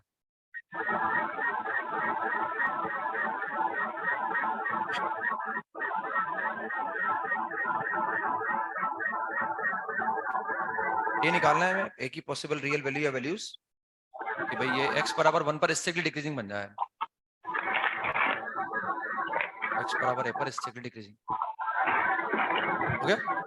तो देखो मैं एक तो ऐसे समझ सकता हूँ, मैंने 1 के डायग्राम बना लिया. मैंने 1 की तो बात कर रहा हूँ उसमें. तो ये मैंने 1 को मार्क कर लिया. 1 पर वैल्यू यहाँ से कितनी आ रही है, 1 आ रही है, लेकिन 1 को इंक्लूड नहीं कर रखा मैंने वहां. तो ये होलो सर्कल लगा दिया. इसके बाद डायग्राम कैसे बनेगा, वो तो क्वाड्रेटिक है, उसका डायग्राम तो ऐसा बन रहा है. 2 माइनस एक्स स्क्वायर का डायग्राम बना दिया मैंने, है ना. ये this is the diagram of y is equal to 2 minus x square. x बराबर 0 आ गया ना समझ में. अब 1 के बाद डायग्राम बनाना है मुझे. अब देखो 1 पर तो वैल्यू मुझे पता नहीं है अभी. अब हम यहाँ ध्यान से देखें ना, हम चाहते हैं कि 1 पर ये स्ट्रिक्टली डिक्रीजिंग आ जाए. तो 1 को कंटेन करने वाला कोई भी स्मॉल ओपन इंटरवल लूंगा तो वहां वैल्यू क्या होनी चाहिए, छोटे पर बड़ी आनी चाहिए, बड़े पर छोटी आनी चाहिए. तो 1 के जस्ट लेफ्ट में देखो आप किस तरह से बिहेव कर रहा है, डिक्रीजिंग की तरह. तो 1 के आगे भी क्या करना चाहिए, डिक्रीजिंग की तरह बिहेव करना चाहिए. तो एक तो मैं यूं देख सकता हूं कि अगर मैं 1 के लेफ्ट में देख चुका, 1 के जस्ट लेफ्ट में देखना है मुझे, मतलब मुझे 0.9 के बाद भी नहीं करनी, 1 का जस्ट लेफ्ट देखना है. 1 के जस्ट लेफ्ट में देख रहा हूं तो फंक्शन डिक्रीजिंग है.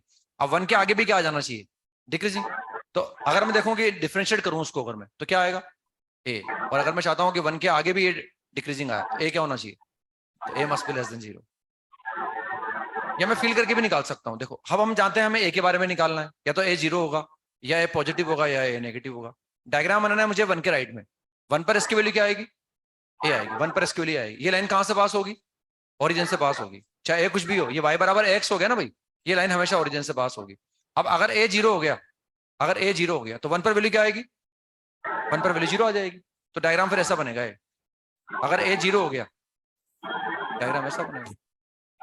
तो क्या मैं बोल सकता हूँ 1 पर स्ट्रिक्टली डिक्रीजिंग है, नहीं बोल सकता, क्योंकि 1 के राइट में तो क्या हो गया, वो स्ट्रिक्टली डिक्रीजिंग रहा ही नहीं है. तो a 0 नहीं हो सकता. इसका मतलब a क्या है, मान लो पॉजिटिव मान लिया मैंने.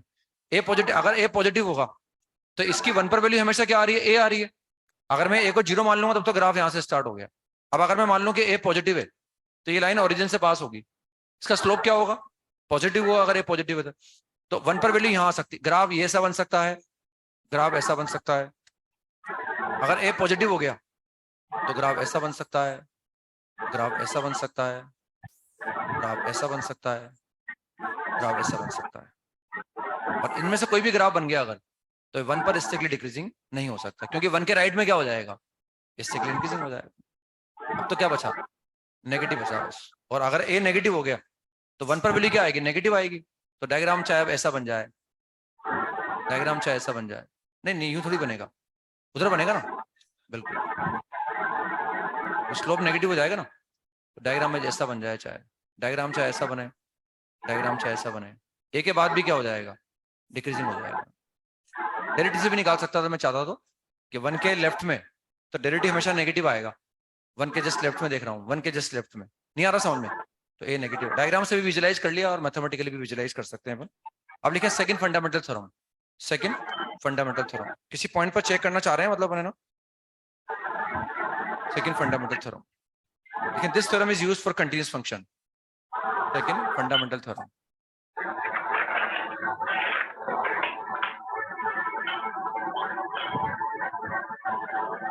This theorem is used for continuous function.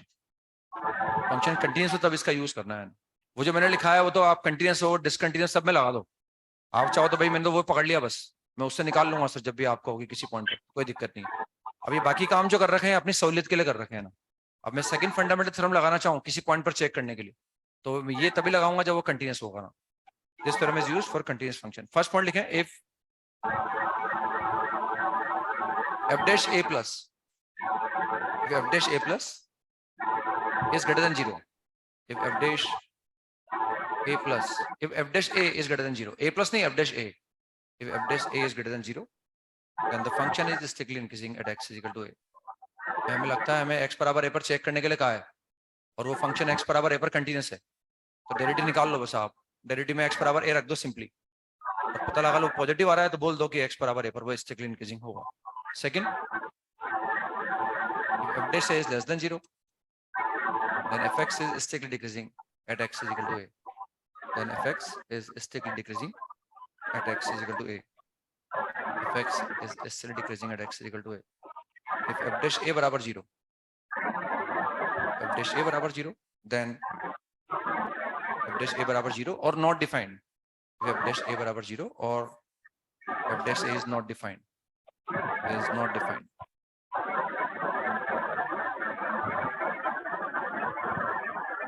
अब इस केस में क्या हो सकता है, हम जानते हैं किसी पॉइंट का मैक्सिमम मिनिमम कब आता है, x बराबर a पर मैक्सिमम मिनिमम कब आता है, या तो डेरिवेटिव 0 हो या डेरिवेटिव अनडिफाइंड हो। तो हो सकता है कि भाई अगर ये आ गया तो भाई इंक्रीजिंग हो गया, ये आ गया तो इंक्रीजिंग हो गया, लेकिन अगर डेरिवेटिव 0 आ गया या अनडिफाइंड आ गया तो हो सकता है x बराबर a पर मैक्सिमम आ रहा हो या मिनिमम आ रहा हो सकता है स्ट्रिक्टली इंक्रीजिंग भी नहीं आ रहा हो, डिक्रीजिंग भी नहीं आ रहा हो। तो इस केस में क्या करेंगे, अगर ये 0 आ जाए या अनडिफाइंड आ जाए, देन देखो then we check the sign of, then we check the sign of f dash a plus and f dash a minus. अगर लगेगा कि x बराबर a पर डेरिवेटिव 0 आ गया या अनडिफाइंड आ गया तो x बराबर a पर हम ये चेक करने के लिए कि वो इंक्रीजिंग है कि डिक्रीजिंग है, इनके साइन निकाल लेंगे ना। एंड इफ ए पॉइंट करके लिख लिया मैंने, ए पॉइंट थर्ड का फर्स्ट पॉइंट है मतलब है a point, both f dash a plus and f dash a minus are positive, then fx will be strictly increasing at x is equal to a. Then fx will be strictly increasing at x is equal to a.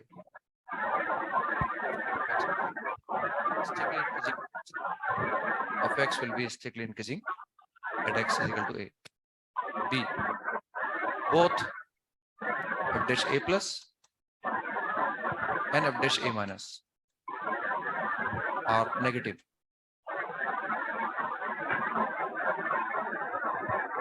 Then fx will be strictly decreasing at x is equal to a. And fx will be strictly decreasing at x is equal to a. C,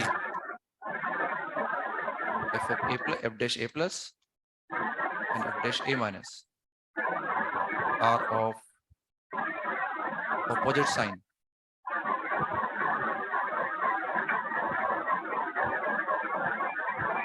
Then function will be either strictly increasing nor strictly decreasing at x is equal to a. फिर तो maximum minimum आ जाएगा इस case में दोनों। The function will be neither strictly increasing nor strictly decreasing at x is equal to a. ना वो strictly increasing होगा और ना strictly decreasing होगा x is equal to a.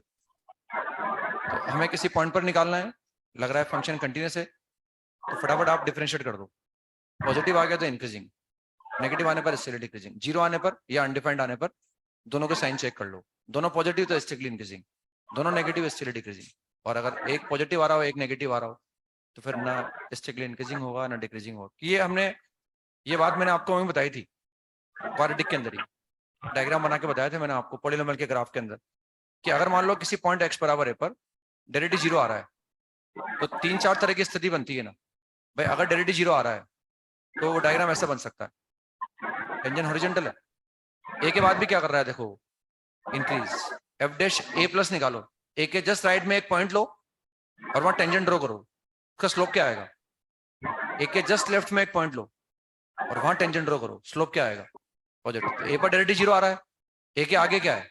Positive. ए के पहले स्टिकली इंक्रीजिंग है, देखो आप, ना मैक्सिमम है ना मिनिमा है, इसमें कुछ भी नहीं आ रहा। ऐसा हो सकता है x इज इक्वल टू ए, हमारे पास डेरिवेटिव यहाँ 0 आ रहा है, टेंजेंट हॉरिजॉन्टल है, मतलब अब डायग्राम ऐसा बन सकता है, डायग्राम ऐसा बन गया, जैसे बनता है ना एक्स क्यूब बनता है ना, अब ये स्टिकली डिक्रीजिंग हो गया ना। इसमें ए के बाद क्या है? ए के जस्ट राइट में कोई पॉइंट लो आप, जस्ट राइट में कोई भी एक पॉइंट लो जस्ट राइट में, वहां टेंजेंट ड्रॉ करो, उसका स्लोप क्या आएगा? नेगेटिव आएगा। जस्ट लेफ्ट में एक पॉइंट लो, वहां टेंजेंट ड्रॉ करो, स्लोप क्या आएगा? नेगेटिव आएगा। स्टिकली डिक्रीजिंग हो गया इसका मतलब। लेकिन अगर मान लो एक तरफ इंक्रीज कर गया, एक तरफ पॉजिटिव आ गया और एक तरफ नेगेटिव आ गया, फिर तो मैक्सिमम मिनिमम आ जाएगा ना। जैसे मान लो ए के बाद तो आ गया पॉजिटिव और ए के पहले आ गया नेगेटिव, तो फिर क्या आ जाएगा? मैक्सिमम मिनिमम आ जाएगा फिर तो। ए के बाद डेरिवेटिव पॉजिटिव आ गया, ए के पहले क्या आ गया? नेगेटिव आ गया, ए के बाद इंक्रीजिंग हो गया और ए के पहले क्या हो गया? डिक्रीजिंग हो गया। नहीं आ रहा समझ में? ऐसा उल्टा भी आ सकता है ना, डायग्राम ऐसा ही बन सकता है ना, ऐसा भी हो सकता है डायग्राम। तो इस केस में मैक्सिमम मिनिमम आ जाएगा फिर ना, ठीक है ना। इसकी जरूरत तभी पड़ेगी जब एफ डैश ए क्या आएगा? 0 आएगा या अनडिफाइंड आएगा, तभी इसकी जरूरत पड़ेगी। अगर पॉजिटिव आ गया तो इंक्रीजिंग, नेगेटिव आने पर डिक्रीजिंग। 0 आया तो फिर दोनों के साइन चेक कर लो, दोनों पॉजिटिव तो इंक्रीजिंग, दोनों नेगेटिव तो डिक्रीजिंग, एक पॉजिटिव एक नेगेटिव, तो फिर नाइदर इंक्रीजिंग नॉट डिक्रीजिंग, ठीक है ना। ऐसे निकाल सकते हैं। लिखें आप, examine the monotonicity of the function, examine the monotonicity of the function f(x) is equal to √3/2 into x minus sin square x at x बराबर π/6। इस पॉइंट पर हमें इसकी मोनोटोनिसिटी चेक करनी है। मतलब पहले हम MI MD चेक करते हैं ना, तो उसके बाद चाहें तो SI SD चेक कर सकते हैं ना। तो पॉइंट पर चेक करना है अपने को। तो क्या है? कंटीन्यूअस फंक्शन है, यस, फटाफट चेक कर लो उसमें, डिफरेंशिएट कर दो फटाफट इसको। तो f dash x is equal to कितना आ गया? √3/2, और याद आएगा माइनस का sin 2x, since f dash π/6 is equal to 0, 0 आ गया भैया। तो यानी यहाँ मैक्सिमम मिनिमा आ सकता है, इसका मतलब है ना, मैक्सिमम मिनिमा आ सकता है। सही लिखा है ना, derivative of sin square x is sin 2x, तो जिसे x बराबर π/6 लिखा, π/3 बन गया, sin π/3 इज √3/2, 0 आ गया। अब आगे साइन चेक कर लो ना, एफ डैश π/6 प्लस, ये चेक करना चाह रहा हूँ मैं। तो अगर x π/6 से बड़ा है तो 2x क्या होगा? π/3 से बड़ा है, और अगर 2x π/3 से बड़ा है तो ये √3/2 से बड़ा है, इसका मतलब नेगेटिव आ गया है ना, नेगेटिव आ गया, नेगेटिव आगे समझ में। अब यहाँ चेक कर लो, एफ डैश π/6 माइनस, अब की बार क्या आ गया? पॉजिटिव आ गया, hence this is neither increasing not decreasing. क्या आ गया बताओ? मैक्सिमम आया कि मिनिमम आया?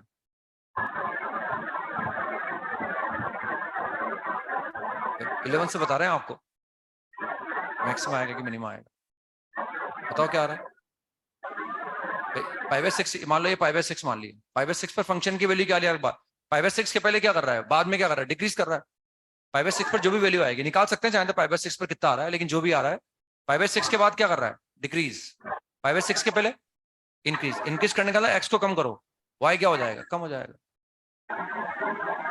मैक्सिमम आ गया इसका, x is equal to π/6 is the point of maximum, ठीक है ना। ऐसे फटाफट चेक कर लिया, मतलब ये नाइदर इंक्रीजिंग नॉट डिक्रीजिंग आ गया इस पॉइंट पर, मैक्सिमम आ गया। लिखें आप, find the intervals of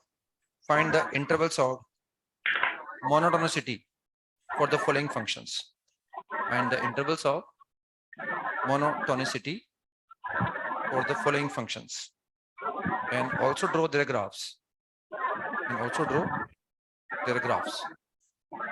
intervals of monotonicity for the following functions and also draw their graphs। First शायद हो सकता है मैंने MOD में करा दिया हो आपको, है ना। फर्स्ट हमारे पास एग्जांपल है fx इज इक्वल टू पहले सिंपल सा ही लेते हैं अपन, एक्स क्यूब, ये तो शायद हमने 11th में करा दिया था, फिर भी बस मुझे एक बात बतानी है, वो देख रहे हैं अपन है ना, x cube minus 3x+2, find the intervals of monotonicity for this function and also draw it's graph. Graph तो आता ही बनाना आपने को। अब देखो इंटरवल्स ऑफ मोनोटोनिसिटी का मतलब ये होता है कि मुझे वो इंटरवल निकालने हैं जहां ये एम आई है या एम डी है।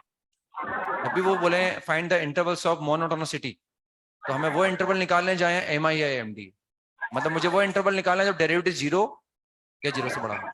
एम आई या एम डी के इंटरवल निकालने के बाद मैं अलग से ये कोशिश करके पता लगा सकता हूँ कि उन इंटरवल्स जिनमें एम आई है उनमें एस आई होगा या नहीं होगा।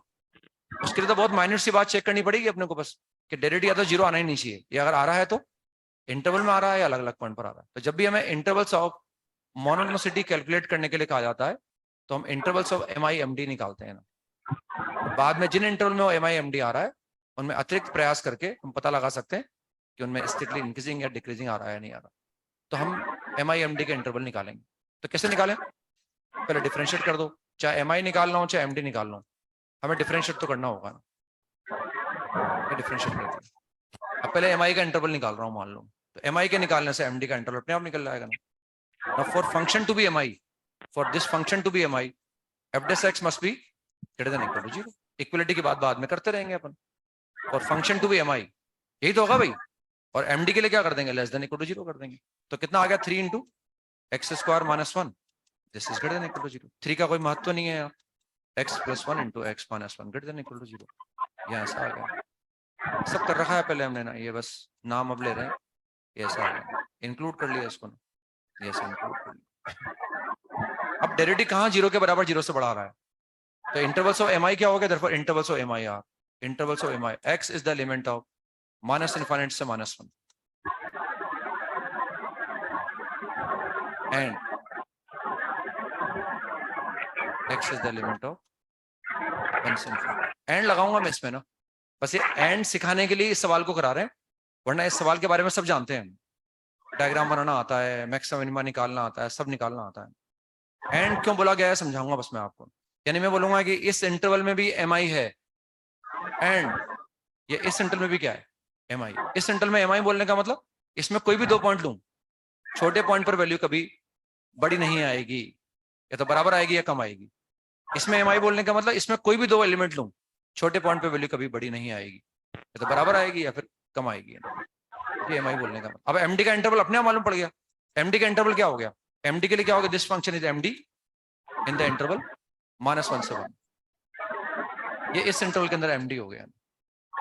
थोड़ा सा डाउट ये हो सकता है भाई आपने 1 पर एम आई में 1 भी इंक्लूड कर रखा है, 1 को एमडी में भी इंक्लूड कर रखा है, -1 को आपने एम आई में भी इंक्लूड कर रखा है, तो भाई हम डेफिनेशन जानते हैं, पढ़कर आए भी हमें ना, तो अपने आप पता लगा लेंगे ना। समझ में आ गया ना, ऐसे निकाल लिया हम। एंड का मतलब क्या है मैं बताऊंगा अभी आपको ना।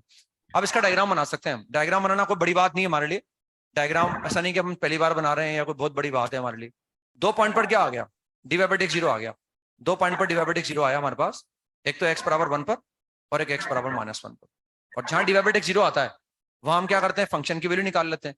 तो पहले मैंने x बराबर 1 लिखा, x बराबर 1 पर y की वैल्यू क्या आ गई, 0 आ गई। तो टेंजेंट क्या हो गई, हॉरिजॉन्टल हो गई। ये पॉइंट हो गया, दिस पॉइंट इज 1,0। टेंजेंट क्या है यहाँ पर, हॉरिजॉन्टल है। माने मैक्सिमम मिनिमा आ सकता है, हो सकता है स्ट्रिक्टली इंक्रीजिंग हो सकता है स्ट्रिक्टली डिक्रीजिंग हो सकता है मैक्सिमा हो सकता है मिनिमा हो। -1 पे वैल्यू कितनी आ रही है, -1 पे वैल्यू आ रही है हमारे पास 4 आ रही है। देखो कितनी आ रही है, 4 आ रही है। तो ये आ गया -1,4। यहाँ भी टेंजेंट कैसी है, हॉरिजॉन्टल है ना। अब हमें कुछ अलग से निकालने की जरूरत ही नहीं है। देखो 1 पे के बाद क्या कर रहा है, 1 के बाद क्या कर रहा है, 1 के बाद क्या कर रहा है, इंक्रीज, तो ये इंक्रीज करा दिया। 1 के पहले क्या कर रहा है, 1 के जस्ट पहले डिक्रीज कर रहा है। मतलब अगर x को कम करूंगा y बढ़ जाएगा। -1 के जस्ट राइट में क्या कर रहा है, -1 के जस्ट राइट में डिक्रीज कर रहा है। तो -1 के जस्ट राइट में डिक्रीज करा दो, और -1 के जस्ट पहले इंक्रीज। इंक्रीज करने का मतलब अगर x कम हो रहा है तो y भी क्या होगा, कम हो जाएगा। ऐसा आ गया। अब ये क्यूबिक है, इन्फिनिटी पर इन्फिनिटी जाएगा, माइनस के इन्फिनिटी पर 0 पर वैल्यू क्या है उसकी 2, 0 पर वैल्यू 2 आ गई। बस ये डायग्राम बना दो, खींच दो, क्यूबिक का डायग्राम बना दिया हमने ऐसे, खींच दिया। अब समझने वाली बात है कि मैंने एंड क्यों लिखा, एंड क्यों लिखा। एंड मैंने इसलिए लिखा कि मैं यूनियन करके नहीं लिखते इसमें अपने ना, इसमें एंड करके लिखा जाता है ना। क्यों लिख रहे हैं एंड करके? हम अगर ये बोलते हैं ना कि this function is M I in this interval, मान लो मैं ऐसा करके बोलता है ना, तो क्या फर्क पड़ता है? यूनियन 1 से इन्फिनिटी, मैं ऐसे बोलता हूँ। इसका मतलब क्या होता कि इस इंटरवल में कोई भी 2 पॉइंट ले लूं, छोटे पॉइंट पर आने वाली वैल्यू बड़े पॉइंट पर आने वाली वैल्यू से बड़ी कभी नहीं आ सकती, ये तो छोटी आएगी या बराबर आएगी। ये समझ रहे हैं मेरी बात? तो हमें अब इसमें ध्यान से देखो आप, अगर मैं पॉइंट छोटा लूंगा ना तो गड़बड़ हो सकती है, -1 से इन्फिनिटी में। अगर हम ध्यान से देखें तो हम, अगर मैं वैल्यू इस जगह लूँ एक ना, तो यहाँ देखो आप, मैंने एक तो ये एलिमेंट ले लिया, ये x बराबर a ले लिया, और ये मैंने ले लिया x बराबर b, ये x बराबर b ले लिया। इस इंटरवल में 2 पॉइंट ले लिए मैंने, कोई भी इस पूरे इंटरवल में 2 पॉइंट ले लिए, एक a लिया एक b लिया। a छोटा है बड़ा है, लेकिन a पर आने वाली वैल्यू ज्यादा है और b पर आने वाली वैल्यू कम है, इसलिए यूनियन करके नहीं बोला जाता, एंड करके बोला जाता है कि ये इसमें भी mi है और इसमें भी mi है, इसे एंड करके लिखा जाता है। ये मैंने वहां दिखाया था आपको सेक इनवर्स एक्स के अंदर, जब हमने इनवर्स ट्रिग्नोमेट्री पढ़ा था ना, तो मैंने कहा था जब ग्राफ टूटता है ना, टूट नहीं रहा हो, कंटिन्यूटी के अंदर भी कोई दिक्कत नहीं है, लेकिन वहां सेक इनवर्स एक्स में लिखाया था मैंने आपको कि उसको जब स्ट्रिक्टली इंक्रीजिंग बोलते हैं हम, तो 1 से इन्फिनिटी में बोलते हैं, या -∞ से -1 में बोलते हैं ना। वहां भी मैंने इस तरह की बात बताई होगी आपको शायद, कि एक पॉइंट अगर मैं यहाँ ले लूँ एक पॉइंट वहां ले लूँ तो गड़बड़ हो जाती है ना। तो ये भी कोई नई बात नहीं है वैसे अपने लिए, अगर आपने ध्यान से सुना हो, दिमाग में रखा हो, तो ये बात भी नहीं, इसलिए यूनियन करके नहीं लिखा जाता। इसलिए ऐसा लिखा जाता है कि इसमें भी एम आई है, भाई एम आई के इंटरवल बोल रहे हैं ना आपसे, भाई इसके अंदर भी एम आई है, एंड इसके अंदर भी एम आई है। अब इसके अंदर एम आई बोलने का मतलब क्या है कि मैं 1 या 1 के राइट में इस इंटरवल में कोई भी 2 पॉइंट ले लूँ, आप इस इंटरवल में कोई भी 2 पॉइंट ले लो, छोटे पर छोटा ही आएगा, बड़े पर बड़ा ही आएगा। इसमें एम आई बोलने का मतलब इसमें कोई भी 2 पॉइंट ले लो, छोटे पर छोटा आ रहा है, बड़े पर बड़ा, क्लियर हो रहा है? अब इसमें ये क्या है, एमडी फंक्शन है। अब हम ये सोच सकते हैं, क्या मैं बोल सकता हूँ कि इस इंटरवल में स्ट्रिक्टली इंक्रीजिंग है? एम आई तो आ गया, क्या इस इंटरवल में स्ट्रिक्टली इंक्रीजिंग है? यस, क्योंकि इस इंटरवल में अगर डेरिवेटिव 0 भी होने लगेगा, एक ही जगह 0 होगा, इसलिए स्ट्रिक्ट, और दिख भी रहा है स्ट्रिक्टली इंक्रीजिंग है। 1 के बाद हमेशा स्ट्रिक्टली इंक्रीजिंग, -1 के पहले हमेशा स्ट्रिक्टली इंक्रीजिंग। अब मैं इसमें बोल रहा हूँ कि एमडी है, 1 को आपने वहां भी इंक्लूड किया है, वहां भी, लेकिन नो डाउट अगर मैं बोल रहा हूँ कि इस इंटरवल में वो एमडी है, तो मैं -1 पे जब चेक करूंगा तो -1 और -1 के राइट में चेक करूंगा, और 1 और 1 के लेफ्ट में चेक करूंगा। तो हम देख रहे हैं, अगर मान लो मैं -1 पर चेक करना, इस इंटरवल में अगर मैं -1 पर चेक करना चाहूँ तो मैं क्या करूंगा, -1 ले लूंगा और -1 का जस्ट राइट ले लूंगा ना। तो -1 लूं और -1 का जस्ट राइट लूं, तो फंक्शन इंक्रीजिंग है कि डिक्रीजिंग है? चाहो तो दोनों पॉइंट -1 के लेफ्ट में ले लो, राइट में ले लो, तब भी आ जाएगा स्टडी। तो -1 पर क्या है, मेरी बात समझ रहे ना भाई, हम उधर नहीं देख रहे, अब इधर ही देख रहे हैं बस, समझ रहे हैं? इसलिए अप्रोप्रिएट इंटरवल कंसिडर कर रहे हैं अपन, ऐसे 1 या 1 के लेफ्ट में चेक कर रहा हूं, अगर मैं यहाँ चेक कर रहा हूँ तो इस पूरे इंटरवल में क्या है, वो एमडी है। क्या मैं बोल सकता हूँ इस पूरे इंटरवल में इससे डिक्रीजिंग भी है? क्या मैं बोल सकता हूँ इस इंटरवल के अंदर इससे डिक्रीजिंग भी है? और है ना भाई, क्यों नहीं है? देखो आप, डायग्राम यही तो बना हुआ है, इस इंटरवल में डायग्राम से मालूम पड़ रहा है फटाफट कि अगर मैं एक्स को बढ़ाता रहूंगा तो वाई क्या होगा, कम होता रहेगा इस इंटरवल के अंदर, स्ट्रिक्टली डिक्रीजिंग भी। और या डेरिवेटिव अगर 0 भी होने लगेगा ना, तो उन 2 पॉइंट पर 0 होगा, यानी इस इंटरवल में एमडी भी है, स्ट्रिक्टली डिक्रीजिंग भी है, यहाँ एम आई भी है, स्ट्रिक्टली इंक्रीजिंग भी यहाँ, लेकिन ओवरऑल मैं इस फंक्शन को कुछ नहीं बोल सकता। मुझे तो इंटरवल लिखने के लिए कहा गया था, क्योंकि हम जानते हैं हम इसको स्ट्रिक्टली इंक्रीजिंग बोल नहीं सकते, ये तो कभी इंक्रीज भी करता है कभी डिक्रीज भी करता है, यानी ये 1 1 फंक्शन नहीं हो सकता, हम जानते हैं, ठीक है ना। तो इसलिए ऐसा इंक्रीज करके इनको निकाला जाता है। एक डायग्राम और बनाएंगे हम, एक उसके इंटरवल लिखेंगे ना। सेकेंड एग्जाम्पल हमारे पास है f(x) = 2x square minus ln mod x। इसका शायद मैंने शायद डिफरेंशिएट तो करवाया था ना, डायग्राम बनवाया था क्या मैंने? इसका डायग्राम नहीं बनवाया था इसका मैंने, शायद मुझे ये तो 100% है कि मैंने डिफरेंशिएट करवाया था आपको, लेकिन अब वो पता नहीं डायग्राम बनवाए। तो हमें इंटरवल निकालने हैं इसके, और इसका डायग्राम बनाना है फिर अपने को।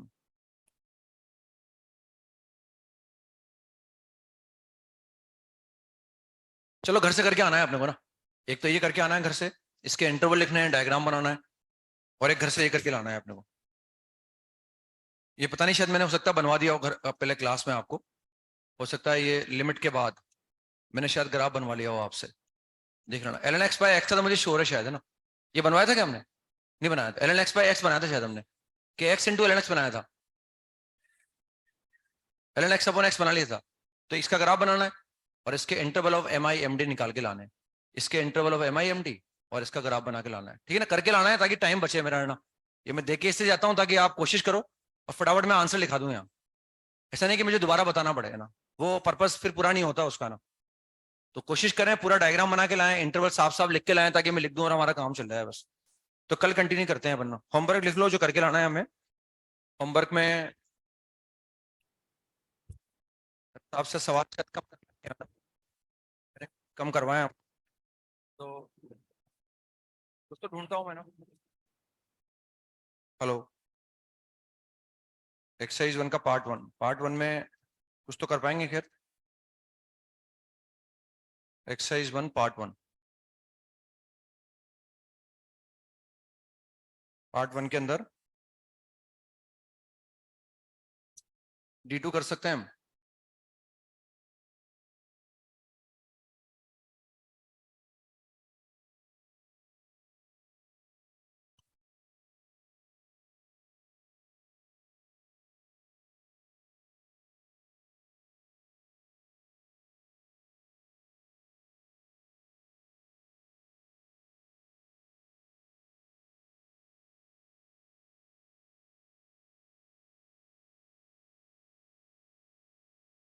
एक्सरसाइज 2 का पार्ट 1, ये शायद हमने FM2 की शीट में भी था शायद मेरे हिसाब से। क्वेश्चन नंबर 11,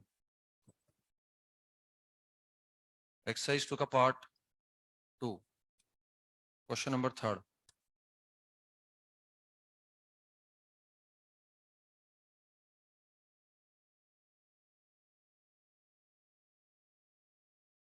एक्सरसाइज 2 का पार्ट 3, ये तो डायग्राम से हो जाएगा मेरे हिसाब से। क्वेश्चन नंबर 18,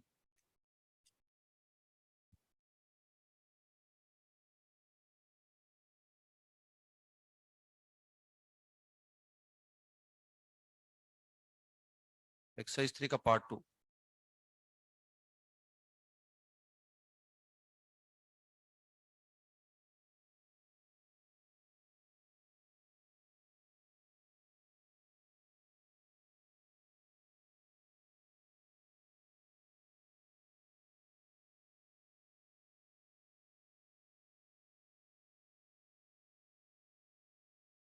ये करके लाने हैं ना। पेपर में कोई डाउट हो कल के पेपर में, आपको पेपर 1 में कोई डाउट हो, हाँ देख लो पहले, ऐसा अंदाजे से मत बोलो आप, है ना। पेपर 1 जो बताएंगे वही डिस्कस होंगे ना, जो आप बताएंगे वही डिस्कस करेंगे अपन। बातें मत करो, पेपर देख लो आप, भुन भुनाने की आवाज नहीं आनी चाहिए।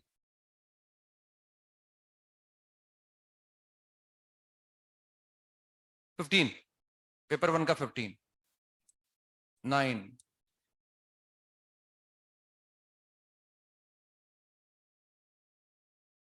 इसके अलावा 17, 17,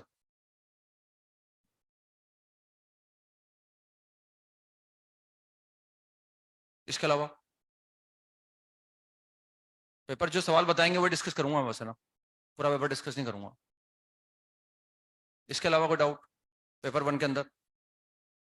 चलें आगे, पेपर 2। पेपर 2 के अंदर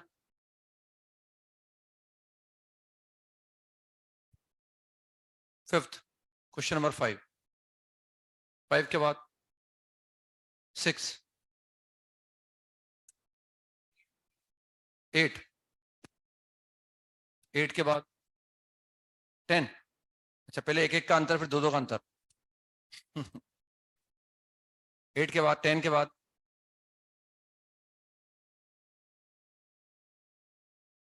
15, 15 के बाद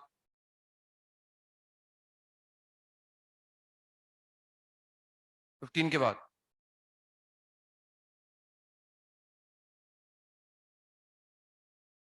ना। तो ये ट्राई भी करके आने हैं आपको ना, मतलब आपको खुद को दिमाग लगा के फाइट करके भी आने हैं ना। मैं तो कोशिश करूंगा इसी, लेकिन आपको भी ट्राई करके आना है, तो ये अटेम्प्ट करके लाने हैं अपने को, ठीक है ना। This is the homework. 2 graph तो ये वाले हो गए और ये करके लाने हैं अब।